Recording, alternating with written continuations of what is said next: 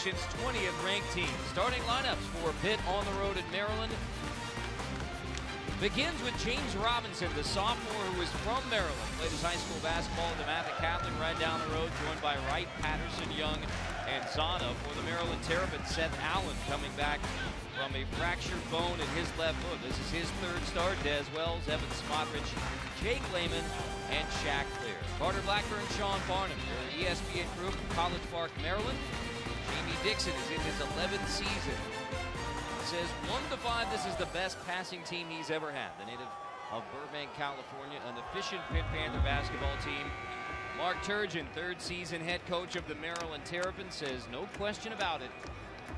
Pitt at the Comcast Center tonight, big game. Why so important for Maryland? Well, I think it's really important, obviously, coming off of that performance against North Carolina State where they had an 11-point lead, playing against the Wolfpack without TJ Ward, and they dropped it.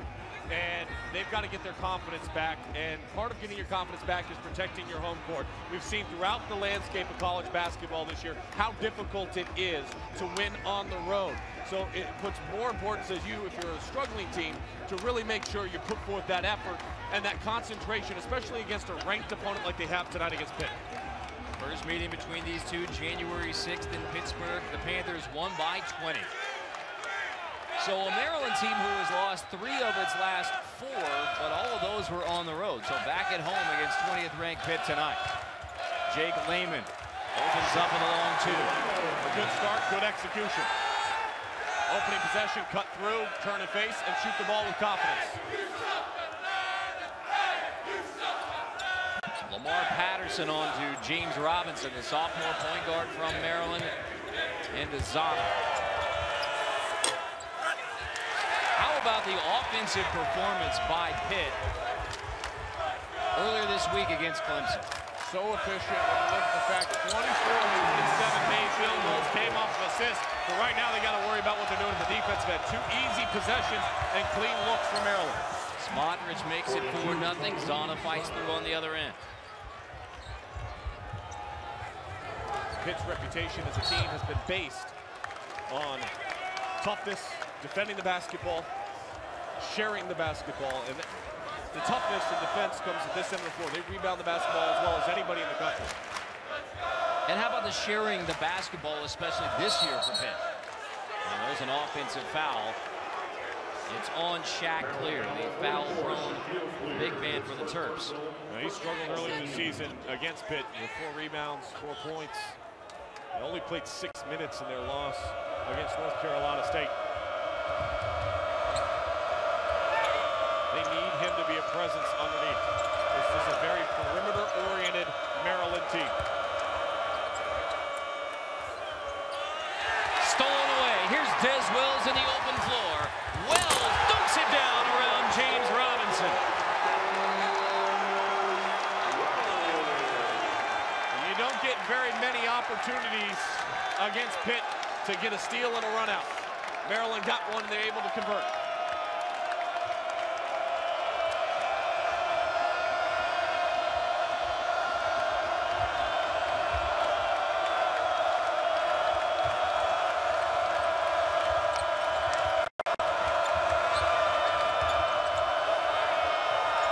Robinson resets.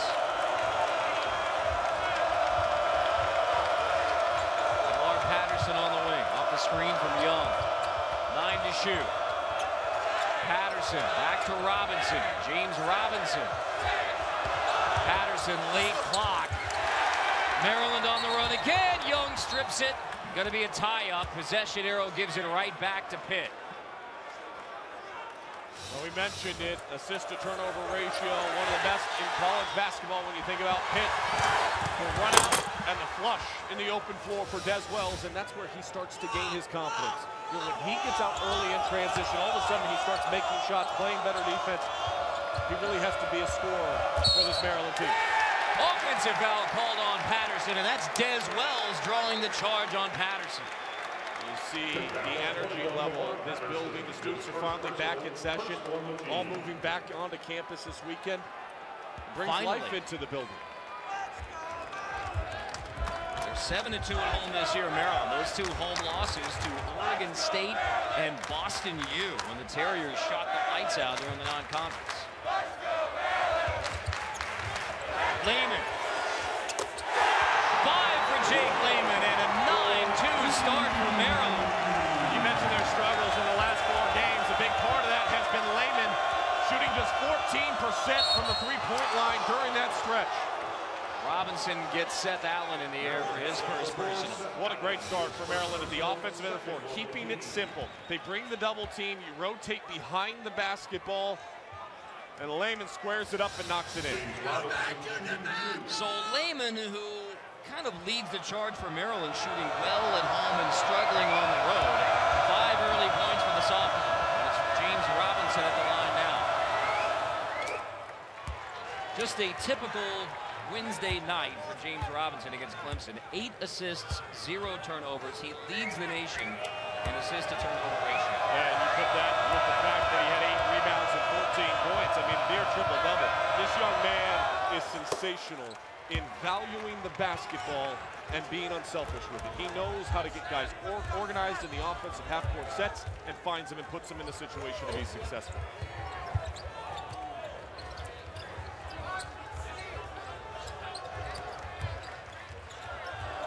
Allen runs the point for Maryland. To Lehman again in the corner.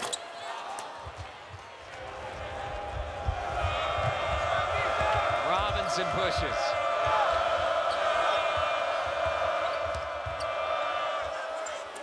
Right air ball. Wells attacks again. Stripped this time. Loose ball won by Pitt. Patterson on the run. Back to the Terps. Well, the pacing of this game is exactly where Maryland would like it. It's becoming an up and down flow versus Pitt style this year of they're very efficient in their offensive sets, but they do still like to play at a very deliberate pace. It's not a slow pace, but it's a deliberate pace.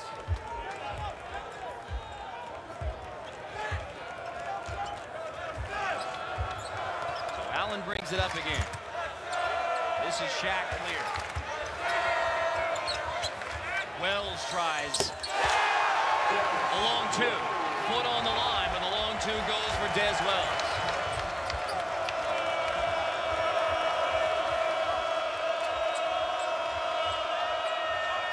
A 5 for 6 shooting start for Maryland.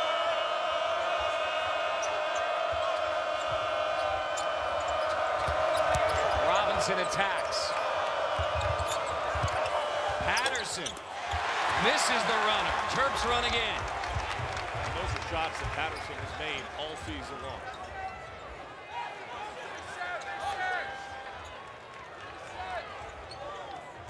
Allen off the curl.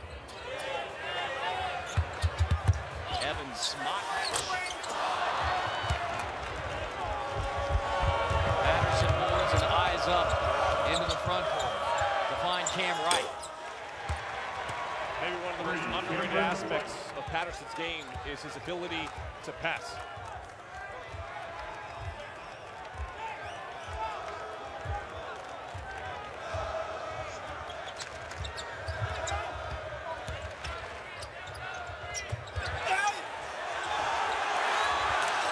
In College Park, Maryland, a 9-2 start by the Terps. And a 5-point lead right now on 20th ranked Pitt. Carter Blackburn, Sean Farnham. At the Comcast Center, we have an under 16 timeout. As James Robinson is slowly making his way back to the Pittsburgh bench. So 20th ranked Pitt on the road against a Maryland team, a hungry Maryland team. They've lost 3 of the last 4. It's a Terrapin program that hasn't been to the NCAA tournament the last 3 seasons. So this is a critical game for the Maryland Terrapins, and I think Mark Turgeon has to be pretty pleased with the way his Terrapins start. Well, they responded early in this contest. They're dictating the tempo and the flow of the game. They've turned Pitt over a couple of times, and that's rare. This Pitt Panthers team values the basketball, but Maryland's been able aggressive in the passing lanes and had a couple of runouts, Des Wells in particular. Second matchup between these two. The first did not go Maryland's way. That leads us into our one-on-one. Well, you look at Pitt, one of the keys and the strengths that they have is they're the premier rebounding team in all of college basketball. Really does an excellent job on the glass. But against Maryland, they were actually even in their first meeting. When you go on the road, you've got to bring your rebounding with you. You've got to be able to have the edge. Meanwhile, for Maryland, I think they need to get to 75-plus possessions. They had 67 against Pitt. They play at the fastest tempo in the ACC. You've got to push and create opportunities when Pitt is unsettled in their defensive sets. They've been able to do that early in this game, Carter. Pitt's in the top 20. They're in the third place of the ACC right now. But when you, second place of the ACC, top of Virginia, but when you look at this Pitt Panther team, there seems to be still a lack of recognition, respect, whatever you want to call it, for this Pitt team, and in particular for Lamar Patterson, who has been tremendous for the Panthers this season. I really think Lamar Patterson is one of the premier players, not just in the ACC, but in all of college basketball. His versatility, ability to score in all facets of the game in the half-court set, and also a very good distributor of the basketball. And at the defensive end of the floor, he's very important cog, matching up, trying to eliminate the perimeter shooting of their opponents. 11-6 start for Maryland. Des Wells getting in transition for the Terps, where he likes to be. So important for him. It allows him to have confidence. He plays the passing lane, then attacks the rim. Then later on in the first half, you've already seen him hit the long two, put on the line. Should have been a three. Should have had better awareness of where that line was. But early in games, when he gets out and gets some of those transition looks, it usually carries over and means that it's going to be a positive night for Des. Pitt averages only 10 turnovers a game. They already have 3. Maryland's turned those 3 turnovers into 7 points, including that run out you saw for Des Wells. 11-6 lead for Maryland now after a hot 9-2 start. Artis hits the first of 2.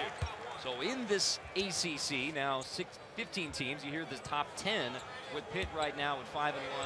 Virginia and Syracuse still ahead of the Pitt Panthers. Orange winners on the road today in Miami. Well, the ACC, so much talk coming into this season about what this conference potentially could be, and there's been some disappointments in the non-conference and even carried it over. Boston College in particular, who we saw last week, partner. North Carolina down a little bit. But I think you're starting to see Virginia's one of those teams that is trending in the right direction. Pitt obviously has been there from the start of the season. Fouls misses the 3. Virginia a winner earlier today over Virginia Tech. So Pitt needs a win on the road tonight to keep pace, second place in the league. Artis. Second chance. But it turns up in Maryland's hands again. Faust between the legs at midcourt.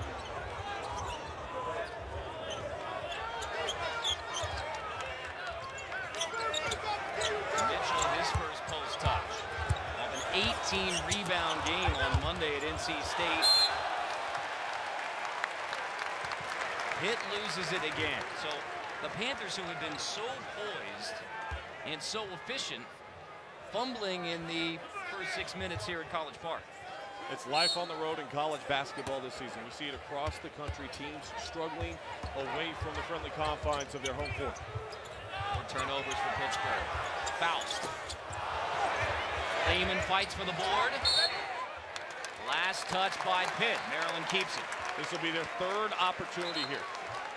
Maryland has been rebounding the ball and getting second and third chance opportunities. They had 20 offensive rebounds the other night, only had 10 points in those offensive rebounds. You've got to do a better job of finishing those opportunities when you have them. You should at least average 1 point per offensive rebound. On the 3rd opportunity, down to Charles Smith again. The guy they call Truck. Misses, and how about a 4th chance on this trip for Maryland? You have to score if you're Mark Turgeon's team right now. We see the numbers 24th in the NCAA in offensive rebounds per game, but you get 4 opportunities on your home floor, you've got to put one in. And instead, an offensive foul. So 4 cracks at it, and you end up with an offensive foul on Jonathan Graham. That's a turnover for Maryland on their 4th opportunity. A very disappointing possession that time for the Terps. In a 3-point game, opportunity to very easily put it up to 5. And instead, you allow an opportunity now. Three-pointer ties this game for Pitt. In the early stages of the game, it's about keeping the momentum, keeping the energy in this building. Lehman, the only starter on the floor right now for Maryland.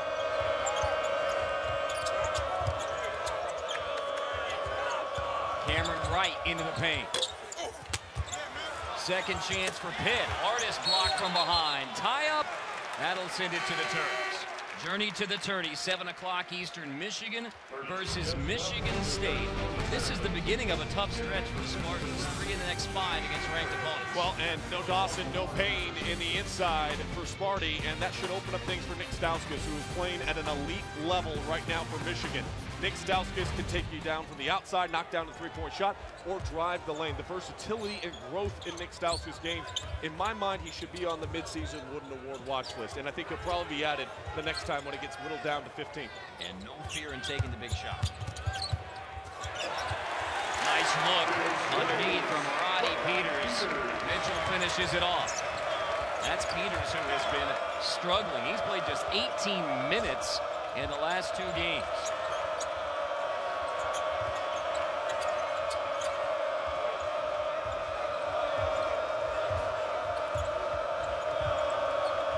Patterson.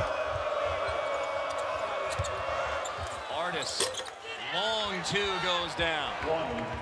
Nice job once again coming off, cutting through the lane. Patterson patient with the ball, surveying the defense. Artis stepping up. Freshman getting more minutes right now with Johnson's injury out for the year. As well as misses. Loose ball scooped up by Pitt. A chance to get it one or possibly tie. Jones. Follow dunk from Talib Zana. Well, Mitchell's got to put a body on. I mean, Zana attacks the offensive glass. He gets second chance opportunities, and he finishes them. And Mitchell, you have to have an awareness. You can't stand up flat-footed and just watch the basketball. After Maryland jumped off to the fast 9-2 start, it has it to within 1.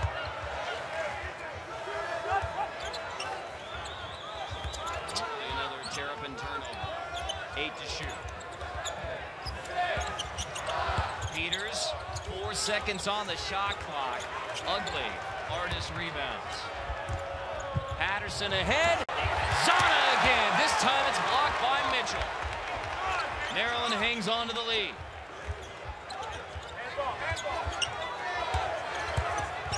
Mitchell backs in, and a foul called. After a hot start for Maryland, Pitt fighting back. Pitt trying to get on the offensive glass. This is where they're dangerous, and if you stand flat-footed and watch the ball, they'll make you pay for it.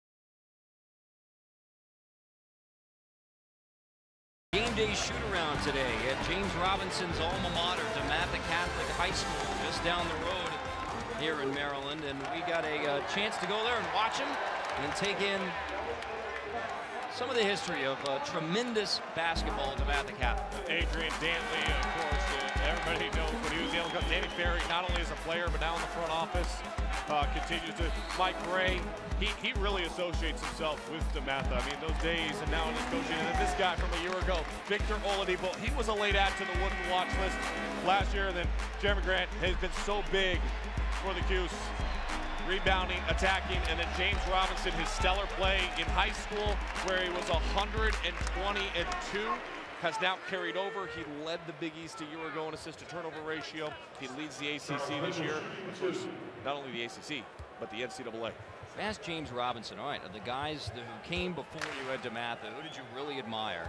He came up with a name that I guarantee you not many know about. And that's a guy named Tom Bush, who didn't even play college basketball, but James Robinson, during his freshman year at DeMatha Catholic, said that guy, Tom Bush, worked harder than anybody and was one of the players he admired. Even Jamie Dixon was surprised to hear him throw out a guy named Tom Bush, who was actually a Maryland alum. I understand Tom's getting married this summer.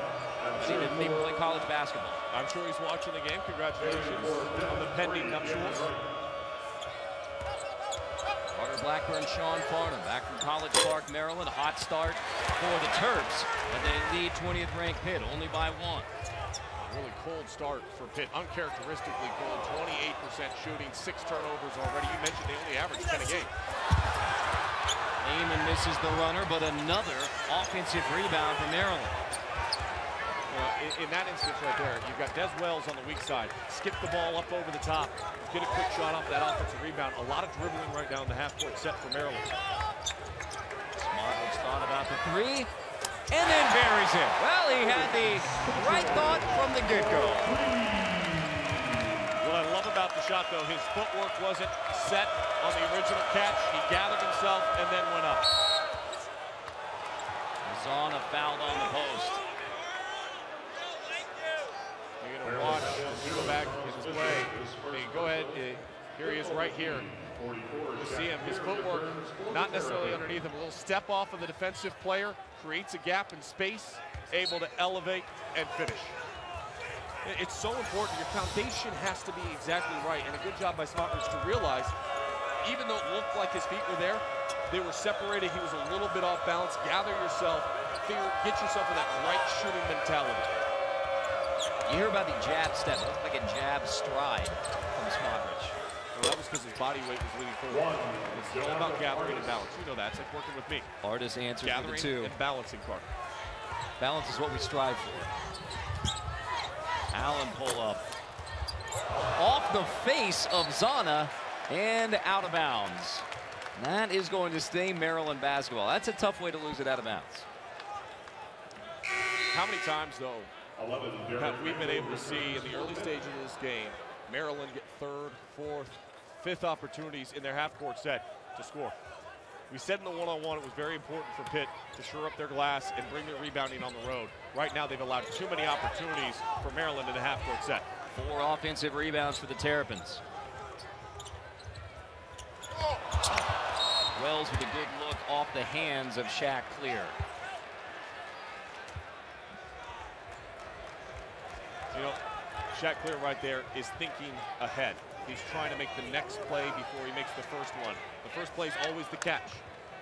The second play is what you do after the ball gets corralled into your hands. 5 early turnovers by Maryland, or rather by Pitt, and now Maryland is matched. There's a little blood on the floor from Jamel Artis, so brief pause. As the Pitt training staff tends to Jamel Artis. Chance to tell you about Big Monday. These Pitt Panthers against the Duke Blue Devils, and then at 9 o'clock Eastern time in the Big 12, Oklahoma State versus Oklahoma. Bedlam in the Big 12, part of Big Monday presented by Verizon. Oklahoma State struggled for a large part of today's game against West Virginia, and Lon Kruger's team in Oklahoma, led by Ryan Spangler's toughness underneath. That is a dangerous opponent. Randall dunks it down off the look from Lamar Patterson.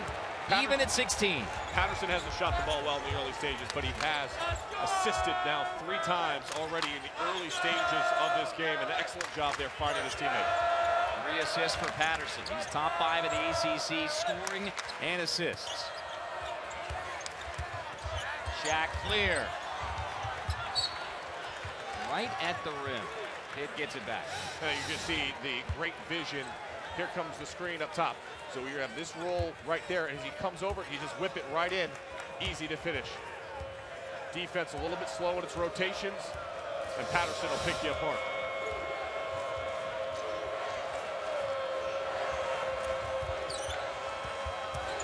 Patterson loses it, but a foul called. Carl Hess saw a foul in there against Evan Smotrich, and that is Smotrich's second. On the drive, it appeared to me that Patterson had already lost it on the way up as he tries to gather. That ball is out. Now, that is a no call in my book. And that's a bad break for Maryland because Evan Smotrich is the guy who did the damage against Pitt in that blowout Pitt win. He had 14 points on 4 made threes. That was one of the big concerns for Pitt, was if Evan Smotrich gets hot in this game. Instead, he's headed to the Maryland bench with his second personal. And we already saw him just step back just moments ago and knock down the big 3-point shot. And we spoke to Jamie Dixon earlier today. He said the need to defend the stretch 4 of Maryland, in particular Smotrich, was a concern for him. And Patterson's free throws give Pitt its first lead of the game. After an early 7-point lead for Maryland, the Panthers have come back.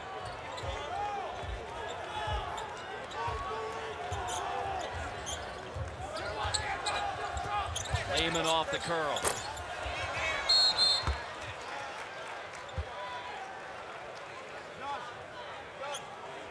Lehman was part of that hot early start for the Terps, and they started 5 of 6. But it has slowed since. Pitt can do that to you. They do it to almost every single opponent that they face this season. They dictate the tempo, they dictate the flow of the game. Early on, when we talked about possessions, the game was getting up and down. Now the game is starting to slow down a little bit and get back to the deliberate pace that Pitt loves to play at. Off the Robinson miss, Maryland runs. Allen turns it over. Tried to zip the pass in. That leads to a run-out chance for Pitt. Newkirk swatted by Lehman. Artist traveled. Maryland gets it back anyway. After the early hot start for the Maryland Terrapins, it's 20th ranked Pitt in the lead in College Park.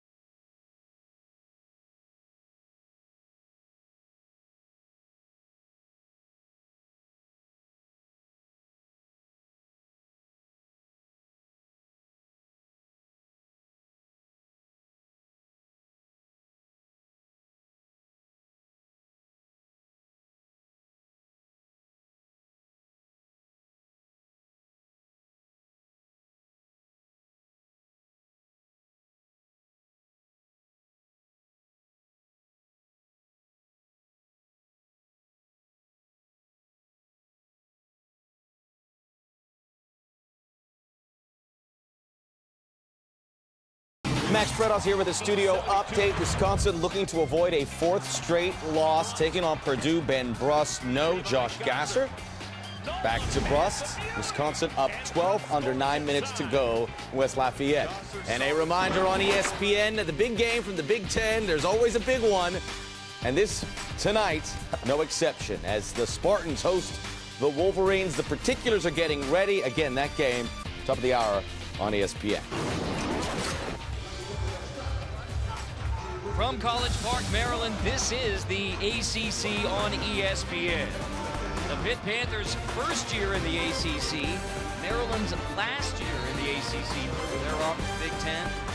Hot start for Maryland, but Pittsburgh, Sean, as you said, the Panthers will work it on both ends of the floor until they come back and take the lead as they have here. Well, and you're turning water off at this end of the floor, and this is where Maryland has struggled. Since their hot start, they are just 2 of 14 shooting in this contest. And Des Wells turns it over again. That is turnover number 7 for Maryland. 7 for Maryland, 7 for Pitt. It has been a sloppy start to this game. Neither team really shooting the ball very well. Pitt is 6 of 19 so far. Blackburn Sean Farnham from the Comcast Center here in College Park, Maryland. The Maryland native, James Robinson, sets Pitt up on the offensive end of the floor. Patterson off the curl, buries it. Beautiful job executing. He set the first screen, then comes off the second screen, comes right back onto the same side that he left, and that allows him to get open. First made bucket of the game for Patterson. Nick Faust answers.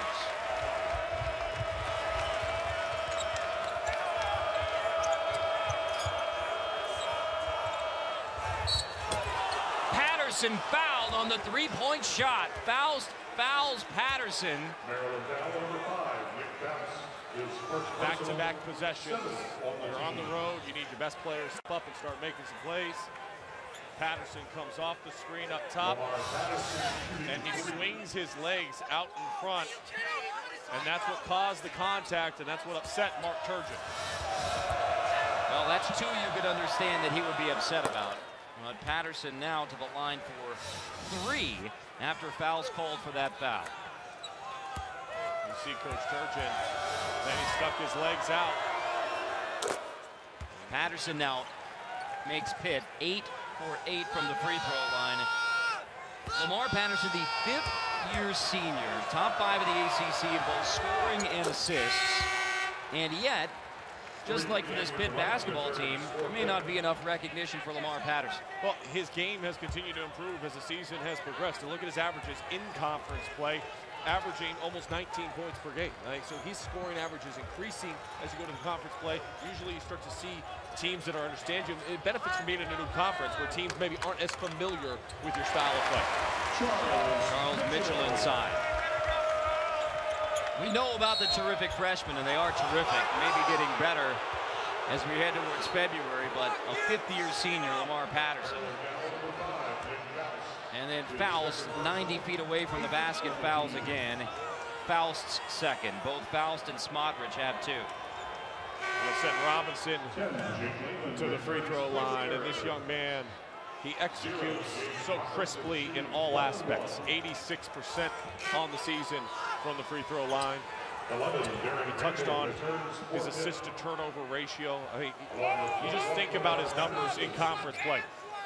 How about this? 28 assists to just 3 turnovers so far in conference play. I mean, that is, you think about the numbers and the amount of time that the ball is in this young man's hands, he does not hurt his team at all.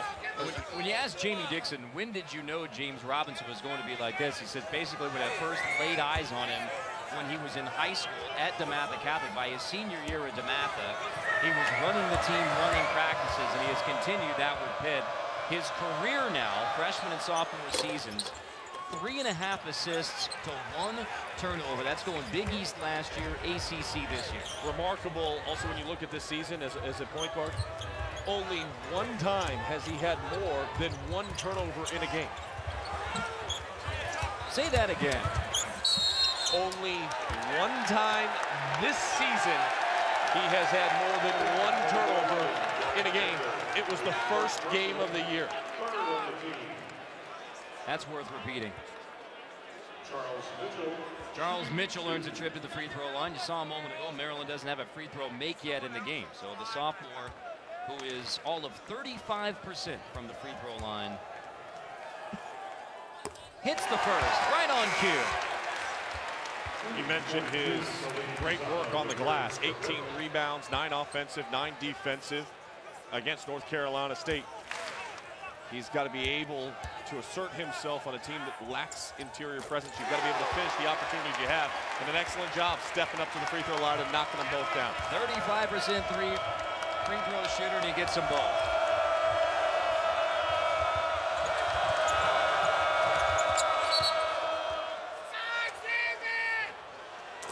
Foul away from the ball, draws the disapproval of a Maryland student right behind us.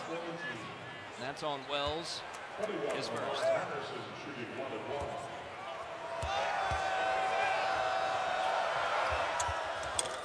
Patterson gets the front end of the 1-and-1. Pitt now in the bonus. And Pittsburgh still perfect from the line. The one thing I love about Lamar Patterson's game is he does not force it. Nobody really on this Pitt team forces a lot of the action offensively. You come out, you miss your first 2 shots, no worries. Set your teammates up, get 3 assists, and then get yourself into a rhythm. And now we're starting to see Lamar Patterson get back into the scoring column where he needs to be for this Pitt offense. I think maybe why people are so slow on the uptake on Pitt. You go back to the offseason, Steven Adams goes number 12 in the draft. You lose J.J. Moore and Trey Ziegler who both transfer. Deron Johnson goes down with a torn ACL January 11, and yet Pitt just continues to keep winning. They've got 2 losses on the season, Cincinnati and at Syracuse. Nice finish for Jake Lehman. He stayed with that ball. Yeah. A great job by Robinson getting his hand on it, but Lehman stayed with it. Brought it in once again and was able to finish. Steal for Allen, and then Robinson fouls him in the open floor. That's a pass to the basket, Allen.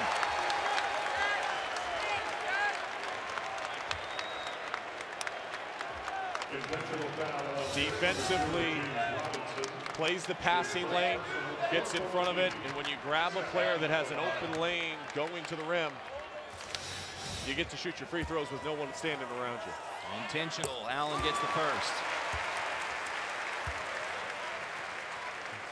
You know, this is still almost, you hate to say it, but it's still almost like a non-conference for Maryland, this Maryland team, because of the injury to Seth Allen earlier this season. You know, when you lack a point guard and you lack a guy that can be, you know, as consistent as he was a year ago coming off the bench, now coming in the starter, broke his foot, had surgery, missed almost all of the non-conference. You're still building that chemistry, and I think that's where Maryland is at right now. That's why you see streaks of really good, solid basketball, and in the same game, you get puzzled with what's going on. Chance to regain the lead. Des Wells backing in, draws a foul on Wright. Des Wells to the free throw line with a chance to put the Terps back on top. I love the design set coming off of the made free throws to post up Des Wells and then look to isolate and attack.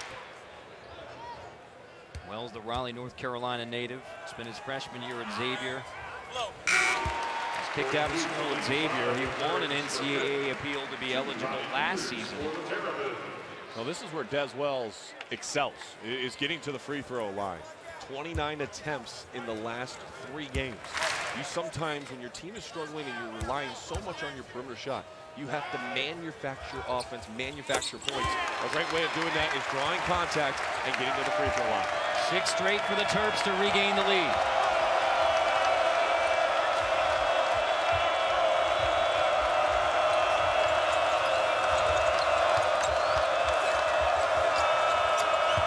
Wright finds Young. Pitt back on top. Quick ball movement, sneaking in behind the back line of the defense. It's a couple of times that Pitt has been able to work that particular portion of the floor in this first half. Into Mitchell. After about 4 fakes, Mitchell gives it back to Des Wells.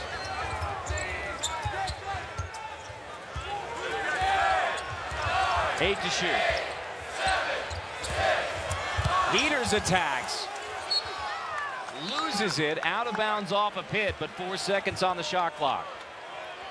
A quick hitter in the out-of-bounds situation here. You're trying to get something going to the rim. If not, then you got to get Lehman. I think he's your best scoring option that you have right now. That's not it. Taken away by Cameron Wright. Gives it up. Robinson finishes. Pitt by 3.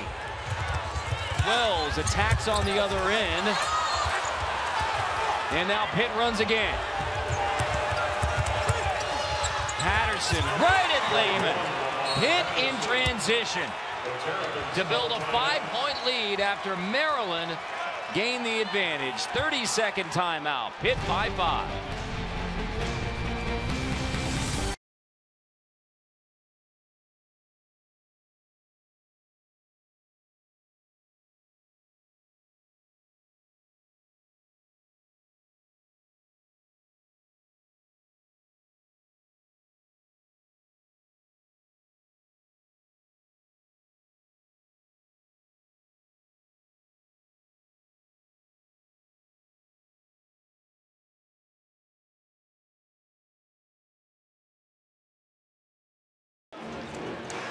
Pittsburgh's been able to control this game, Carter, in the last 2 possessions because of their defense. But execution, poor execution on the out-of-bounds underneath. This is essentially an outlet pass for Pitt. It should have been an opportunity to at least get a shot up for Maryland. Then a turnover once again. Patterson out in transition. Slows down, gets his feet set, uses the glass beautifully. Just a minute ago, we were telling you that Maryland was on a 6-0 run to regain the lead. Pitt responded with a 6-0 run of their own in just 56 seconds. It was handed to them, though, for Maryland. Lehman 3. Another run-out chance for Pitt. Right. All the way into the lane before he's picked up. Foul. And a free throw to follow. You have to stop the ball in transition if you're Maryland. You can't allow the Pitt Panthers to come right down Main Street because they're going to finish.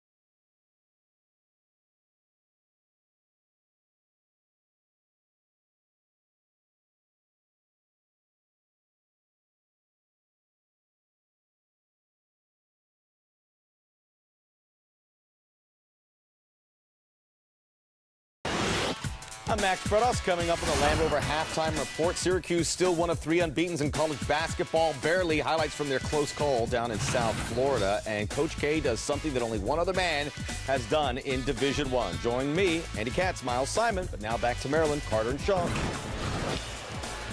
Max, I'm not going to spoil that nugget on Coach K. Here between Pitt and Maryland, an 8-0 run for Jamie Dixon's Panthers.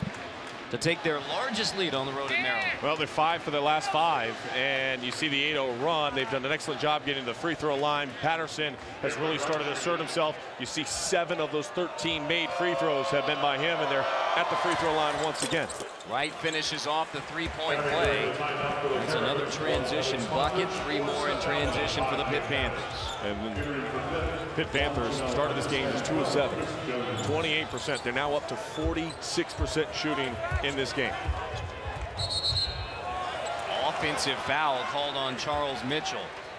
Too many empty possessions here for Maryland, strung in a row. We were just talking about where this team was at when Seth Allen was at the free throw line, and it was the inconsistencies within their roster. Seth Allen's injury coming back. We see streaks of great basketball, and then we see streaks where they struggle. Well, they're in one of those streaks right now where they're struggling. They've got 3.5 minutes on their home floor to kind of regain some of that confidence we were seeing earlier in the game. You can't continue to turn the ball over. That's 9 on the game already. It's a Maryland team with only 1 senior on the roster. That's John Ostlander, who doesn't play much. Lost Alex Lynn, the number 5 overall pick in last year's draft. And for the 3rd straight year that Maryland basketball was not in the NCAA tournament. Alex Lynn struggled a little bit so far in his rookie season. Ankle injuries, missed most of the summer. Just starting to come back and kind of round into form. Had a good game the other night against the Denver Nuggets. Mitchell draws a foul. He's headed back to the free throw line. We'll see if the law of averages works against Charles Mitchell. 35% free throw shooter. 2 for 2 on his last trip. Charles Mitchell shooting 2.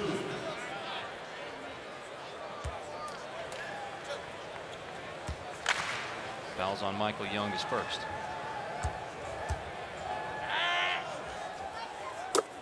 Three for 3. When the offense struggles, just give it to Mitchell and let him get to the free throw line. Never mind the stats.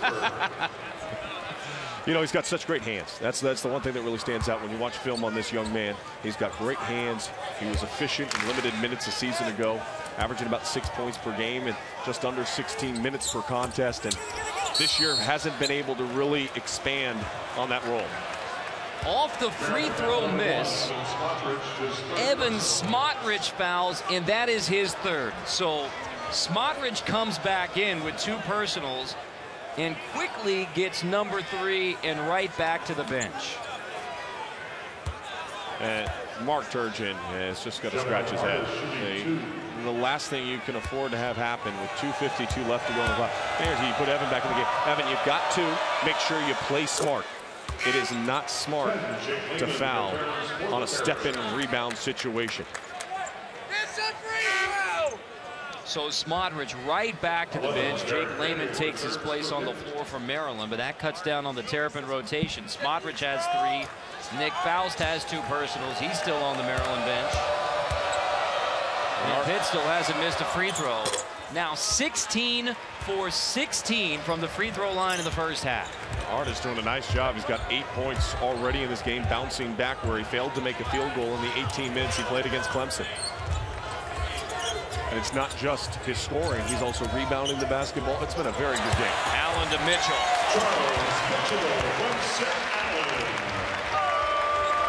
All this positive for Pitt, it's still a 3-possession game. A 7-point deficit right now. Missed by Cameron Wright. And the foul somewhere against the Panthers. Was that Des Wells trying to get the shooting foul? Well, nice job by Allen with the whip pass underneath and spacing on the floor. You see the screen, the roll, nobody in the help side position. No communication on the on-ball screen about how they were trying to defend it, and allowed the easy dump down underneath. It was Nick Faust. Nice try by Faust. Instead, Faust to the line. Gets the front end of the 1-and-1. So Maryland now in the bonus as well. Faust, the junior from Baltimore, who has been much better in home games than on the road. One of the reasons why Maryland lost 3 of 4 on the road, Lehman and Faust, not been able to take the 3-point shot with them on the road. 2 of 2 for Nick Faust here.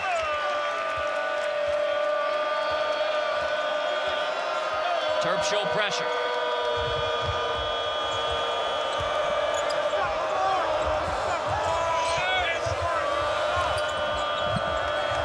Robinson resets. Patterson fakes the three, attacks, and finishes. Bob Knight would be so pleased with that shot fake.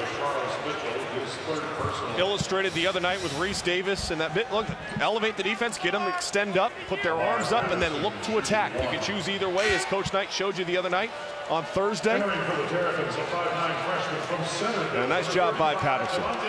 So Patterson, slow shooting start. He was 0 for his first 3 from the floor, and yet you look up now, and Lamar Patterson, the 5th-year senior from Lancaster, Pennsylvania, misses the free throw there, first for Pitt, but 13 points for Lamar Patterson, and Pitt's up by 7. Couple that with steals, assists, rebounds, so active, impacts the game in every level on the floor.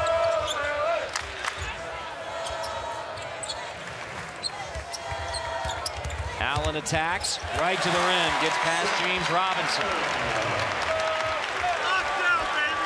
You break down the perimeter defense, you have to have built-in help side. A couple of times now in these on-ball screen situations with the defense shifting and rotating over, there's been no step on the back line of the defense.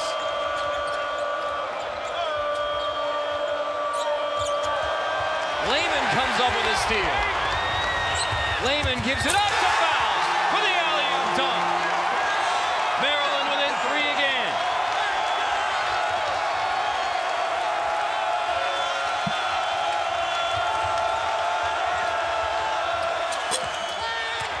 Zana, offensive board for Pitt.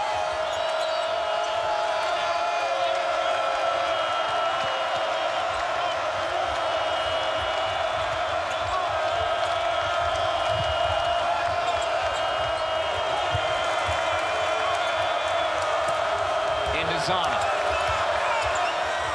Off another good shot fake. Zana finishes. And Coach Dixon wanting a timeout to get his defense set on this final possession. Let's head back to that alley-oop, Sean. You know, I love when guys get in the open floor and they throw it to the rim and they're active. Defensively, great hands. Lehman sees his teammate, throws it up, catches it with the one hand. Watch it coming straight at you. First, it starts with the defense. That's the first part of the hashtag, and this is the last part that says SC Top 10. Fouls dunks it down off the look from Jake Lehman.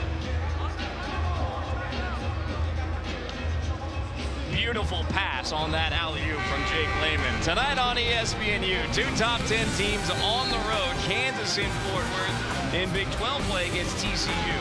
And then 7th-ranked San Diego State and Logan, Utah to take on Utah State. Both of those games tonight on ESPNU. A tricky game there at Utah State. You go to Logan, Utah, one of the elite student sections in all of college basketball. And San Diego State recently has been struggling to shoot from the outside. Now, that hasn't been a big problem for San Diego State because when they miss, they usually get the rebound and put it back in. Excellent length and versatility. I love what the Aztecs have done, but they've got to make sure that they're focused in that game because Utah State's been struggling. They could get themselves a huge win at home. Roger Blackburn and Sean Farnham from the Comcast Center in College Park. They're trying to keep pace with Virginia atop the ACC. Syracuse still undefeated with a road win at Miami. Virginia beat Virginia Tech earlier today. Last possession for Maryland. Offensive foul gives it right back to Pitt with 5.8. Hedging out on the screen. Foul called on DeMonte Dodd. Moving screen called on Dodd. That is the last thing that you could have happen in that situation. You've got to make sure, if you're Maryland, that you get the final shot of the half. Instead, you give 6 seconds to Pittsburgh to get momentum going towards the basket now. Robinson loses it. Des Wells. There's going to be a foul called on Robinson, sending Des Wells to the free throw line.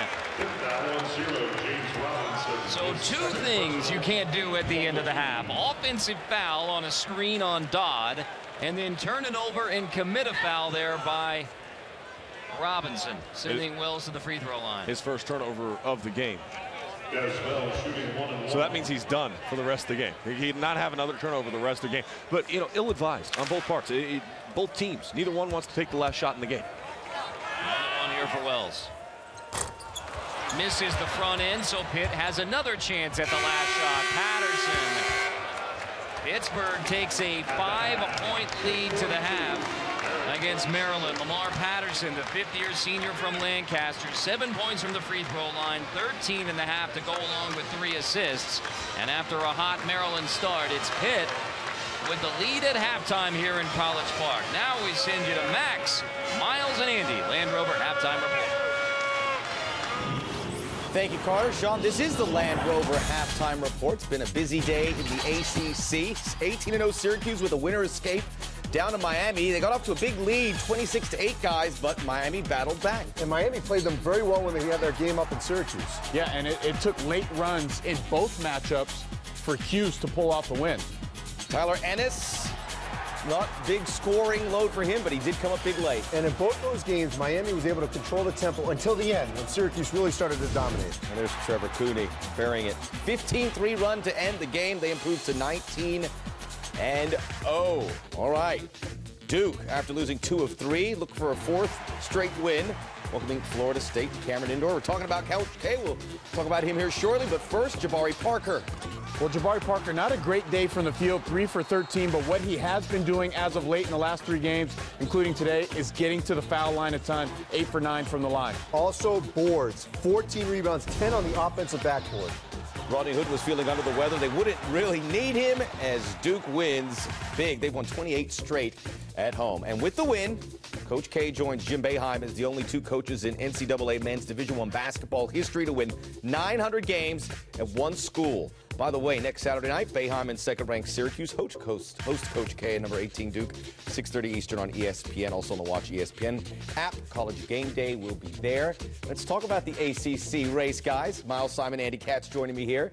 We see Pittsburgh, they're going to be in it, and Syracuse and Duke. How do you see it all shaping out? Well, for me, I think the next 2 games for Duke are really important. At Pitt and then at Syracuse next Saturday. I thought this one was a great game, a good stepping stone for the Blue Devils because they're facing one of the best defenses in the country, an athletic team, a physically demanding team, and I really felt that they rose to the occasion today, especially in the rebounding category. I thought it was a great week for Duke. I mean, they had the win at Miami where they absolutely destroyed them. Syracuse then goes down and obviously has a little bit more trouble with them. And then they come back and have this home win over Florida State where they just dominate them in the second half. Great rebounding effort from Jabari Parker. But as you said, Miles, this is an interesting stretch of games coming up for Duke. 4 of their next 5 games on the road, and actually the 5th game in that series is at North Carolina. As much as they've been struggling, it's obviously going to be the game they're going to circle on their calendar. Syracuse has a nice stretch because after going to Wake Forest this week, they've got 3 in a row at home, Duke, Notre Dame, and Clemson. Syracuse right now is the team to beat in the ACC. This game will feel like, finally, big time has arrived with the ACC in Syracuse. And I think the fact for Duke is that they're going against 2 teams in Pitt and Syracuse that are 2 of the better rebounding teams, not only in the ACC but in the country.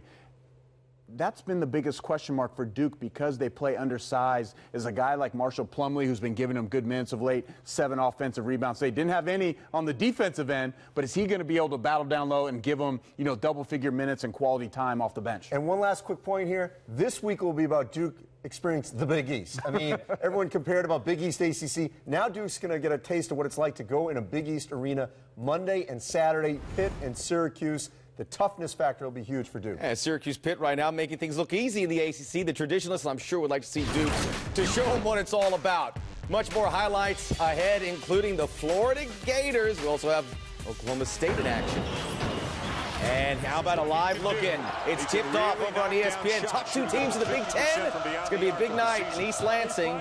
Wolverines and Spartans. You can see that over on ESPN. Or you can see the second half with us. Stay put. Man-to-man defense right now. I would go right at Kaminsky.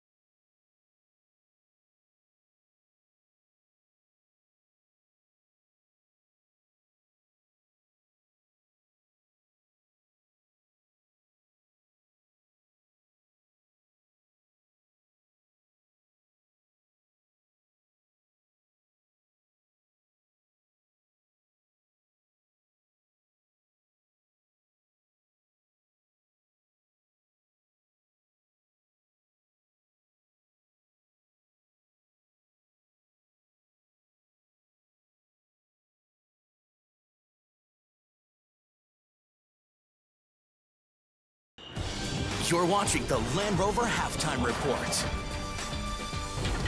Number 4, Villanova Marquette. Golden Eagles very good at home, have won 33 of 34 at the Bradley Center, but they're facing a really good team, and James Bell was feeling up to it. Well, don't foul the three-point shooter. You got to either just run by on the flyby. Big mistake by Archie Diacono. Make all the free throws. 77 up top. Tony Chenault. And this would be a moment of controversy. It shouldn't have been controversial because it's the easiest call. His feet are clearly in the charge circle. And what's interesting, in this season, few teams have had a charge, and they actually get one there. But it didn't end up affecting you. There's Bell, career high 30 points. Nice bounce back win for Villanova after the three-point barrage they suffered earlier in the week. The crate. Georgia was playing some good ball. The key word is was, because they ran into a buzzsaw against Kentucky. Well, they were playing good ball against everyone but Florida and Kentucky, because their one SEC loss before this was badly to Florida. Now they go against Kentucky, same result. Willie Cauley-Stein with a huge block. We're going the other way. Kentucky up 25-10. Kentucky's that team that you still use the two words dangerous and potential, but it looks like they're kind of turning it around a little bit, Andy. Each and every game getting a little bit better. I like that Cauley-Stein, 6 blocks, 6 steals today. Winning the game they're supposed to win. Looking forward to those two Kentucky-Florida games in the SEC. Tennessee and number 6 Florida will stay in the SEC here. Michael Frazier the second, Patrick Young. One of the better dunkers in the game. I like that. That's what he does. He knows who he is. Short, classic. Out of his range.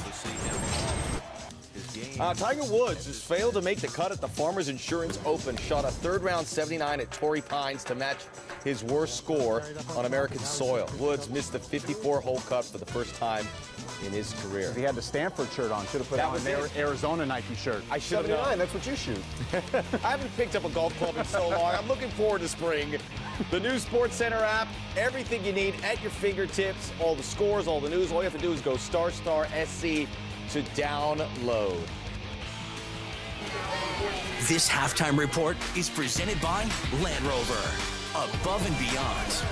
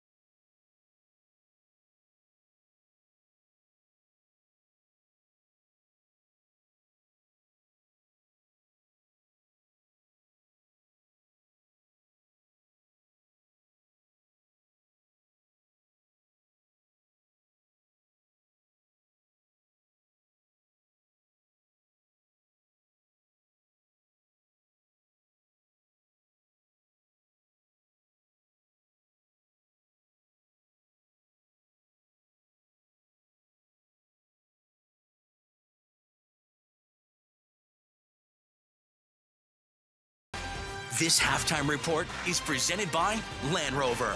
Above and beyond. The dancing Turgeons, I believe, they're in the crowd at Comcast Center. This is a game over on ESPN. Number 21, Michigan and Michigan State, Nick Stauskas. I love the one-on-one matchup. Harris taking on the assignment of guarding Stauskas. Stauskas lights him up with full of J. Of course, no Adrian Payne, no Brandon Dawson. Don't punch the table. Wisconsin's lost 3 straight. What's happening, Andy? Well, I talked to Bill Ryan. He said, I didn't want to get too high on the 16-0 start, not too low on the 0-3. They had to get back to the fundamentals defensively. They did that in this game against Purdue. Van Brust around the cape there. Lay it in. Comfortable win for the Badgers. 60, see? Back to their winning ways. Against Purdue. Yeah, well, it is a road fundamentals. win. It's a road win. Let's talk Marcus Smart. Look, he had a frustrating day. 4 points, 1 of 7 shooting for Oklahoma State as they take on West Virginia, but he had some help elsewhere. Woo! Markel Brown. That is hashtag Sports Top 10? Top 10 for sure. Got Miles' blessing on that one. How about LeBron Nash, though? 29 points. He's benefited not having all the microscope on top of him. It's more on Smart. He had 29, as you said, in this game. 9 of 14 at the line. Iowa. Yeah, Baylor, a team going in the wrong direction. Iowa, nice win at Northwestern. They are ranked 10. Are they a top 10 team in your eyes or a Big Ten contender? Yes, the Hawkeyes? Iowa is. Absolutely. By the way, right now, Rick Barnes, you can make the case, is the Big 12 Coach of the Year at this juncture here in mid-January. Second half between Pitt and Maryland coming out. We'll get you back out to part of the show. Brandon.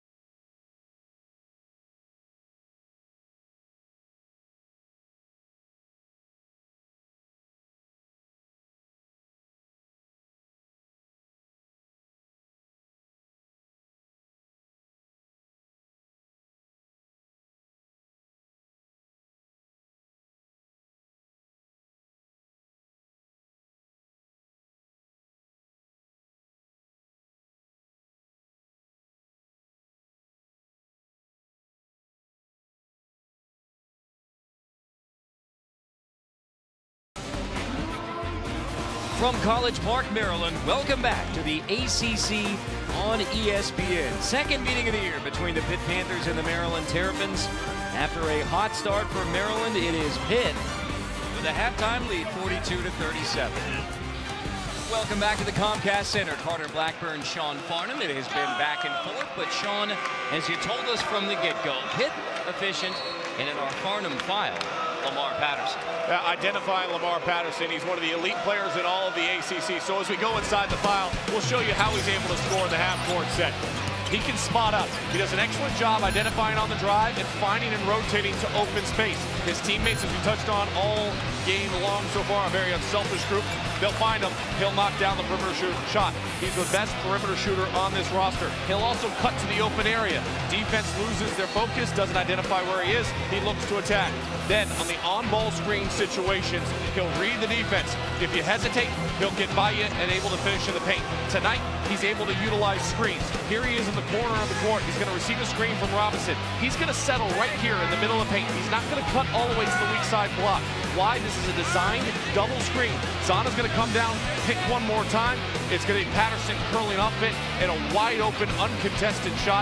An excellent job executing in the half court, but it's Patterson that's so key to the offense for the Pitt Panthers. Only 3 made field goals. Lamar Patterson leads all scorers in the game with 13. Look at the free throw numbers for Pitt. 16 for 17. Maryland, those 13 points off turnovers. Rare Pitt turnovers turning into Maryland points. So the Pitt Panthers, without a 3-point shot on the road, lead Maryland by 5. And there's Wright earning another trip to the free throw line. That is on Lehman. Halftime discussion for Mark Turgeon was, guys, we got to stop fouling and sending them to the line. First possession, they come right out, they foul, and they send them to the line. 13 seconds in, Wright headed right back to the free throw line. There is some palpable frustration, not only Maryland fan base, but on the Maryland bench. 15th foul on Maryland in this game, and what that is it's reactive defense. It's not working early. It's standing up on the weak side, getting caught, and then having to try to recover. That's why some of these fouls have been called, and it's sent Pitt to the free throw line where they've been awfully comfortable. 1 of 2 for Cameron Wright. That's just the second free throw miss for Pitt in the game. Allen jacks the 3 early in the clock. Not a good start for Maryland to begin the second half. Overall, though, Maryland did some positives in the first half. They responded from that 8-0 run that Pitt had to close this to a 2-possession game. They forced 9 turnovers in the first half. For Pitt, they averaged 10 turnovers per game. Wright tried to draw the foul there. Nobody biting. And on the floor, let's see. Carl Hess blows the whistle and has a discussion with Jamie Dixon. At some point, we'll timeout. Jamie Dixon takes a timeout, sending us to a break.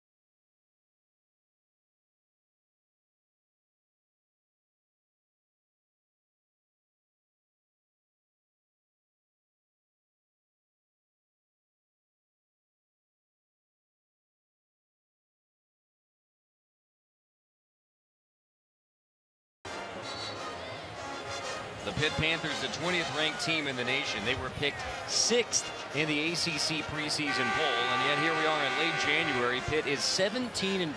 The only loss is to a good Cincinnati team and at Syracuse. 5-1 in ACC play. They win tonight. They keep pace with Virginia's second place in the league. Virginia improving, and obviously everybody knows about Harris, and Mitchell stepped up, but Lando Ferrantes, their talented freshman point guard out of California, is really starting to come into his own for the Cavs. 5 to shoot here for Pitt. Patterson dumps it off. Zana bothered, but he finishes through contact. Strong with the basketball. When the foul comes, and there was a lot of contact there, could have been a whistle, but instead you don't worry about the contact. You just go through the contact. That's where Zana has really started to excel this season. And the Shaq clear for Maryland. Backing down, Michael Young. Size advantage for Clear. And finally going towards the basket versus fading away. A lot of his shots he tends to dribble but not go anywhere and then back away from the basket on the release. Patterson back to Robinson, and the Maryland native knocks down the first 3 of the game for Pitt.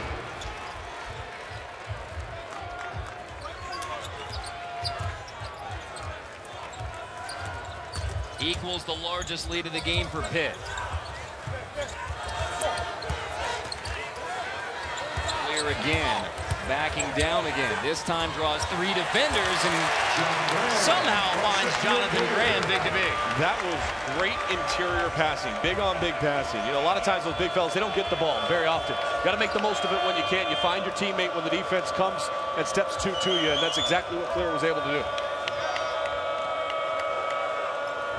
Now Zana tries backing in on Shaq Clear, banging and drawing a foul against Shaquille Clear. His second. You're going to see weak side defense. Zana comes over and steps to, and that vacates the back line of the defense. Graham able to have his hands ready and quickly go up and finish. Zana, the 5th-year senior from Nigeria, averaging a team-high 8 rebounds a game. First meeting almost had a double-double, 13 points, 9 rebounds. At 22 against Clemson in the win earlier this week for Pitt. He's had 6 double-doubles this season. He has really become much more assertive. I think that has a lot to do with Adams' departure. Allen finger rolls it in. That's where Maryland has had success against Pitt in this game. They're turning the corner, and the help side defense rotation has not been there tonight for Pitt. Usually that's where the back line of your defense, in particular Zana, he's got to rotate over early, and instead he's been caught in no man's land. Young turns it over. Lehman runs it down. Maryland on the run, down by 6. I have a feeling Young is going to come out at the next stoppage of play. Jamie Dixon not happy at all with that pass. And then Allen turns it over. Robinson and the Panthers on the run. Trailing Patterson.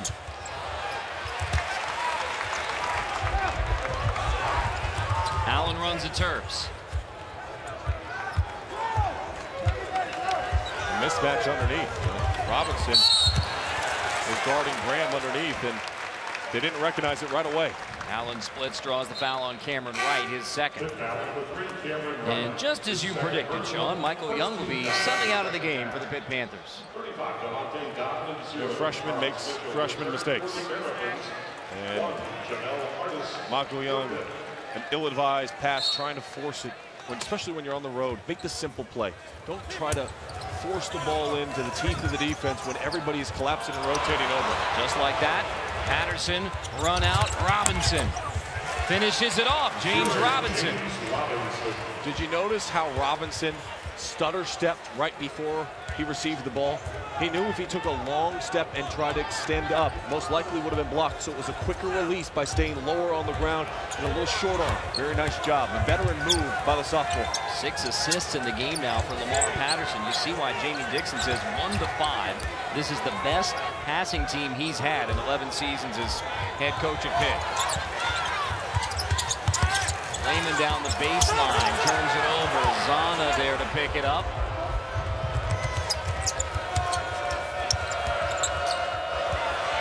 trying to attack Des Wells.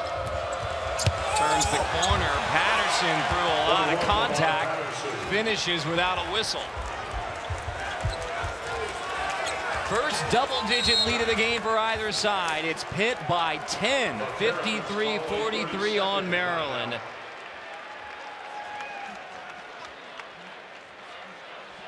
Pitt being aggressive, and it's once again on the shoulders of Lamar Patterson. He's all-around game has just been exemplary this season. And then watch on this drive, though.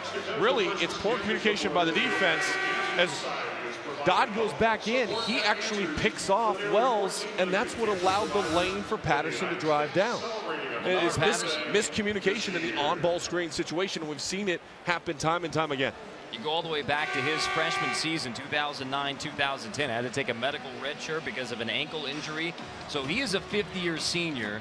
And Jamie Dixon says entering his senior year, realizing the load that he was going to have to shoulder for this Pitt basketball team, got into the physical shape that has allowed him to become the player that Dixon and the Panthers saw all along. The senior from Lancaster, Pennsylvania, not too far from here in College Park. Playing at a first-team All-ACC pace this season, and certainly deserves more recognition on the national scale for postseason honors. Timeout on the next dead ball.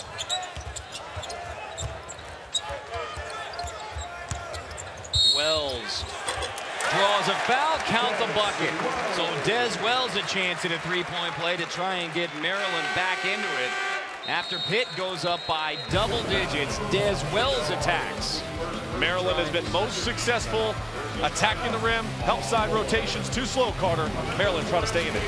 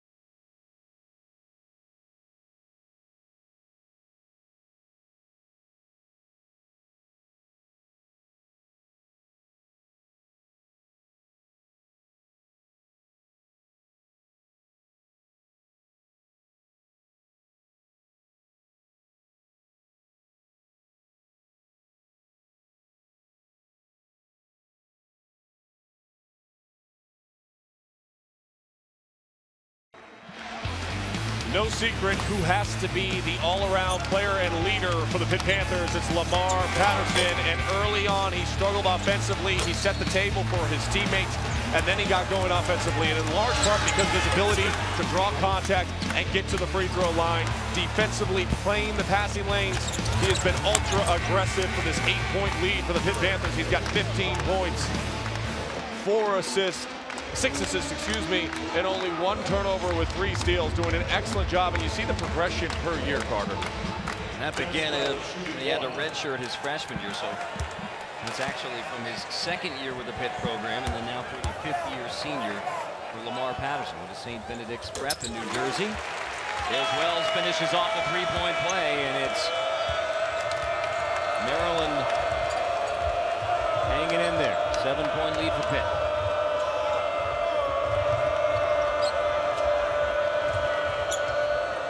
Blackburn Sean Farnham from College Park, Maryland.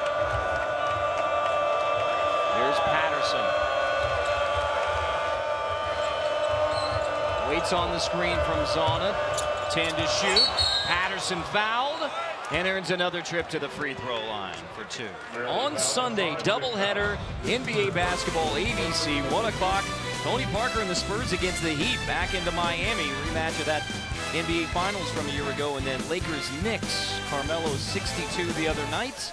And as we tell you about the NBA, the officials have to separate the Panthers and the Terrapins prior to Patterson's free throw. Well, how about the last 2 Fridays on ESPN, the NBA? You had 54 a week ago Friday from Kevin Durant, 62 last night by Carmelo Anthony. It's been great NBA action on Friday nights on ESPN. And, of course, Carmelo Anthony, he gets to go against the Los Angeles Lakers. No Kobe Bryant. The Lakers down a little bit right now. Maybe another opportunity to have a big game. Maryland native Carmelo Anthony. You talk about trading Carmelo Anthony, he goes for 62. That'll raise your trade value, won't it? How about no turnovers? That was maybe the most impressive aspect of that stat line. Most points by a player without any turnovers. Allen gets to the free throw line for Maryland. And that's on Cameron Wright, his 3rd for Pitt. Seth Allen shooting 2. So Seth Allen, the sophomore from Virginia, this is just his 3rd start. Even when he came back after the 12 games where he had the broken bone in his left foot because of conditioning, because of lack of practice time, etc. Mark Turgeon elected to bring him off the bench, but he's back into the starting lineup at the point. Although late in Maryland's last game, the loss at NC State on Monday, Mark Turgeon sat both of his point guards, Seth Allen and Roddy Peters, and moves Des Wells back to the point for a stretch.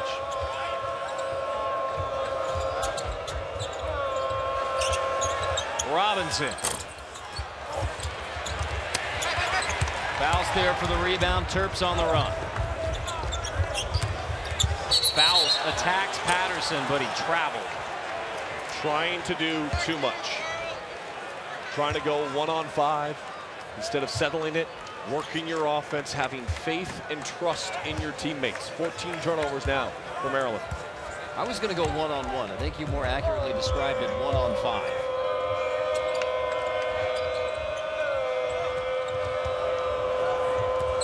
Jones attacks. Unopposed to the rim. Difference in the way that you're running your offense. And Faust comes down last possession, tries to go 1-on-5, doesn't even try to pass the ball, initiate any flow, reverse the defense, make him shift and move. Pitt comes down, quick ball reversal action, defense spread out a little bit, see a lane, and attack. Faust again. Turns it over. That is back-to-back turnovers by Nick Faust. Maryland now has 15 in the game. Forcing the issue.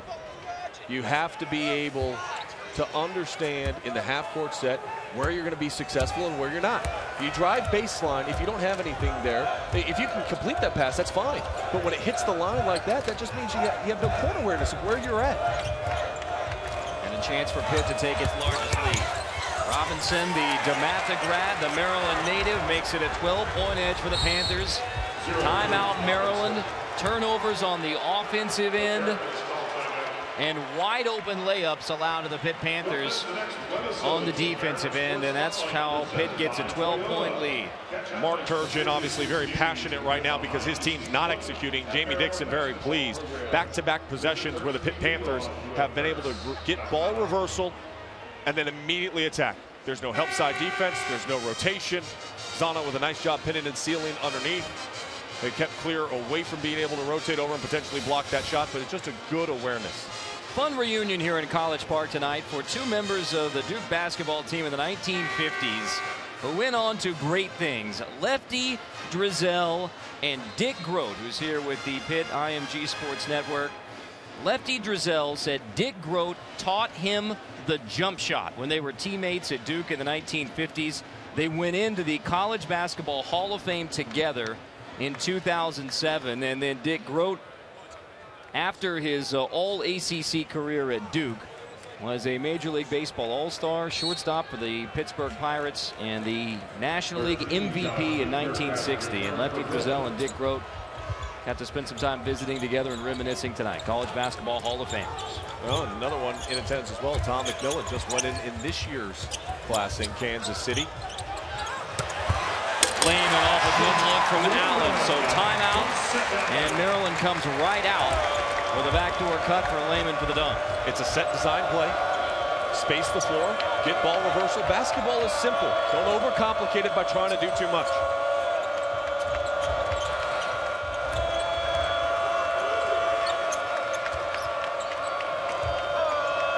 This is Josh Newkirk setting things up for Pitt. Number 13. Back cut. Zana back to the free throw line.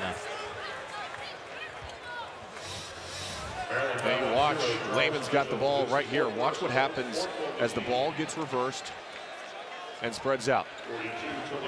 The back line of the defense is going to step up. There's nobody in this area. It's wide open. Easy attack. Miscommunication by the Pitt Panthers. And Lehman able to finish. And then on the other end, Zana draws the foul on Charles Mitchell. That's his fourth. Zana misses the first of two. So Charles Mitchell will have to check out. 4 fouls at the 12:30 mark. And Shaquille Clear back in for the Terps. Evan Smotrich on the floor right now for Maryland with 3. Zana gets the second. He'll sub out ahead of the under 12 timeout. We'll see how Michael Young responds after getting pulled out of this game for a lazy pass. Trying to force the issue. How's he going to respond? You know, Nick Faustus struggled a little bit here as a freshman. It's always great when you go to the bench to bounce back. Allen. Good rebound inside there for Derek Randall, the junior from Brooklyn. Newkirk finds a trailing Patterson. I just love the way that Pitt works in their half-court set. If they have something, they're going to go. If not, they're going to set it up and find an open look. Newkirk with a great look inside. Young couldn't handle it. 7 to shoot, so Patterson attacks and draws another foul on Maryland. Patterson headed to the free throw line when we come back. 20th ranked Pitt up by double digits on the road.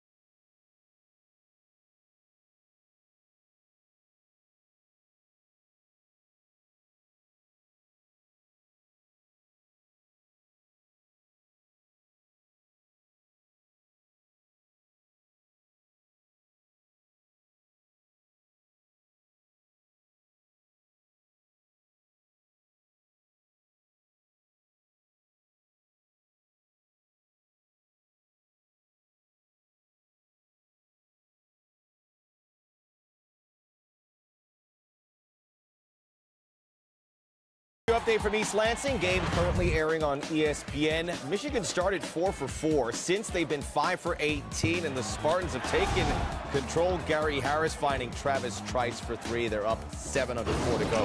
Back to Carter and Sean. Michigan State is, of course, at home tonight in East Lansing, but you have 2 top 10 teams on the road still to come later tonight on ESPNU. That's San Diego State and Kansas, both on the road tonight. Hey, you know, we talked about the Aztecs, their ability to rebound the basketball. How impressive, by the way, is Arizona when you think about what they've been able to accomplish in this season so far, off to their best start in school history. Winning against Duke at Madison Square Garden, winning at Michigan, winning at UCLA, and of course that win early in November against San Diego State. I heard you in a stimulating debate earlier this week on ESPNU with Maryland's own Adrian Branch about who the #1 team in the country is. I don't think there's much discussion right now that Arizona is solidly at #1. Well, and you've seen a great point guard right here, sophomore James Robinson, and of course you think about TJ McConnell, the impact that he has had, the transfer for Sean Miller and the Wildcats. Nick Johnson has been outstanding all season long. Not to mention their great length that they have underneath and the versatility they have. Layman back cut again. This time he makes the pass on to Faust for 3. That's the unselfish basketball. You distribute the basketball, you attack the paint, and then kick to a wide open shooter. It's a higher percentage look from behind the arc.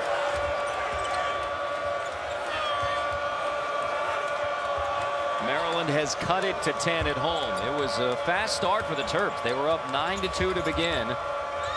Hit by 5 at the half.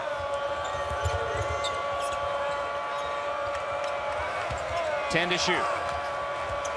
Robinson attacks the zone, back to Newkirk. 5 to shoot. Tap out. Jones hauls it in. Second chance for Pitt. Extending out their pressure, they'll space the floor and cut from the weak side. Zana back out to Jones.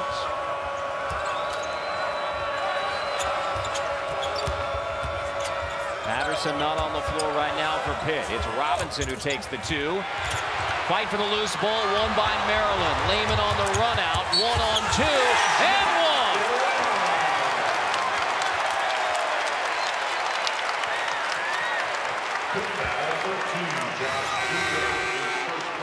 Corralling in the rebound, spacing the floor, throwing it ahead.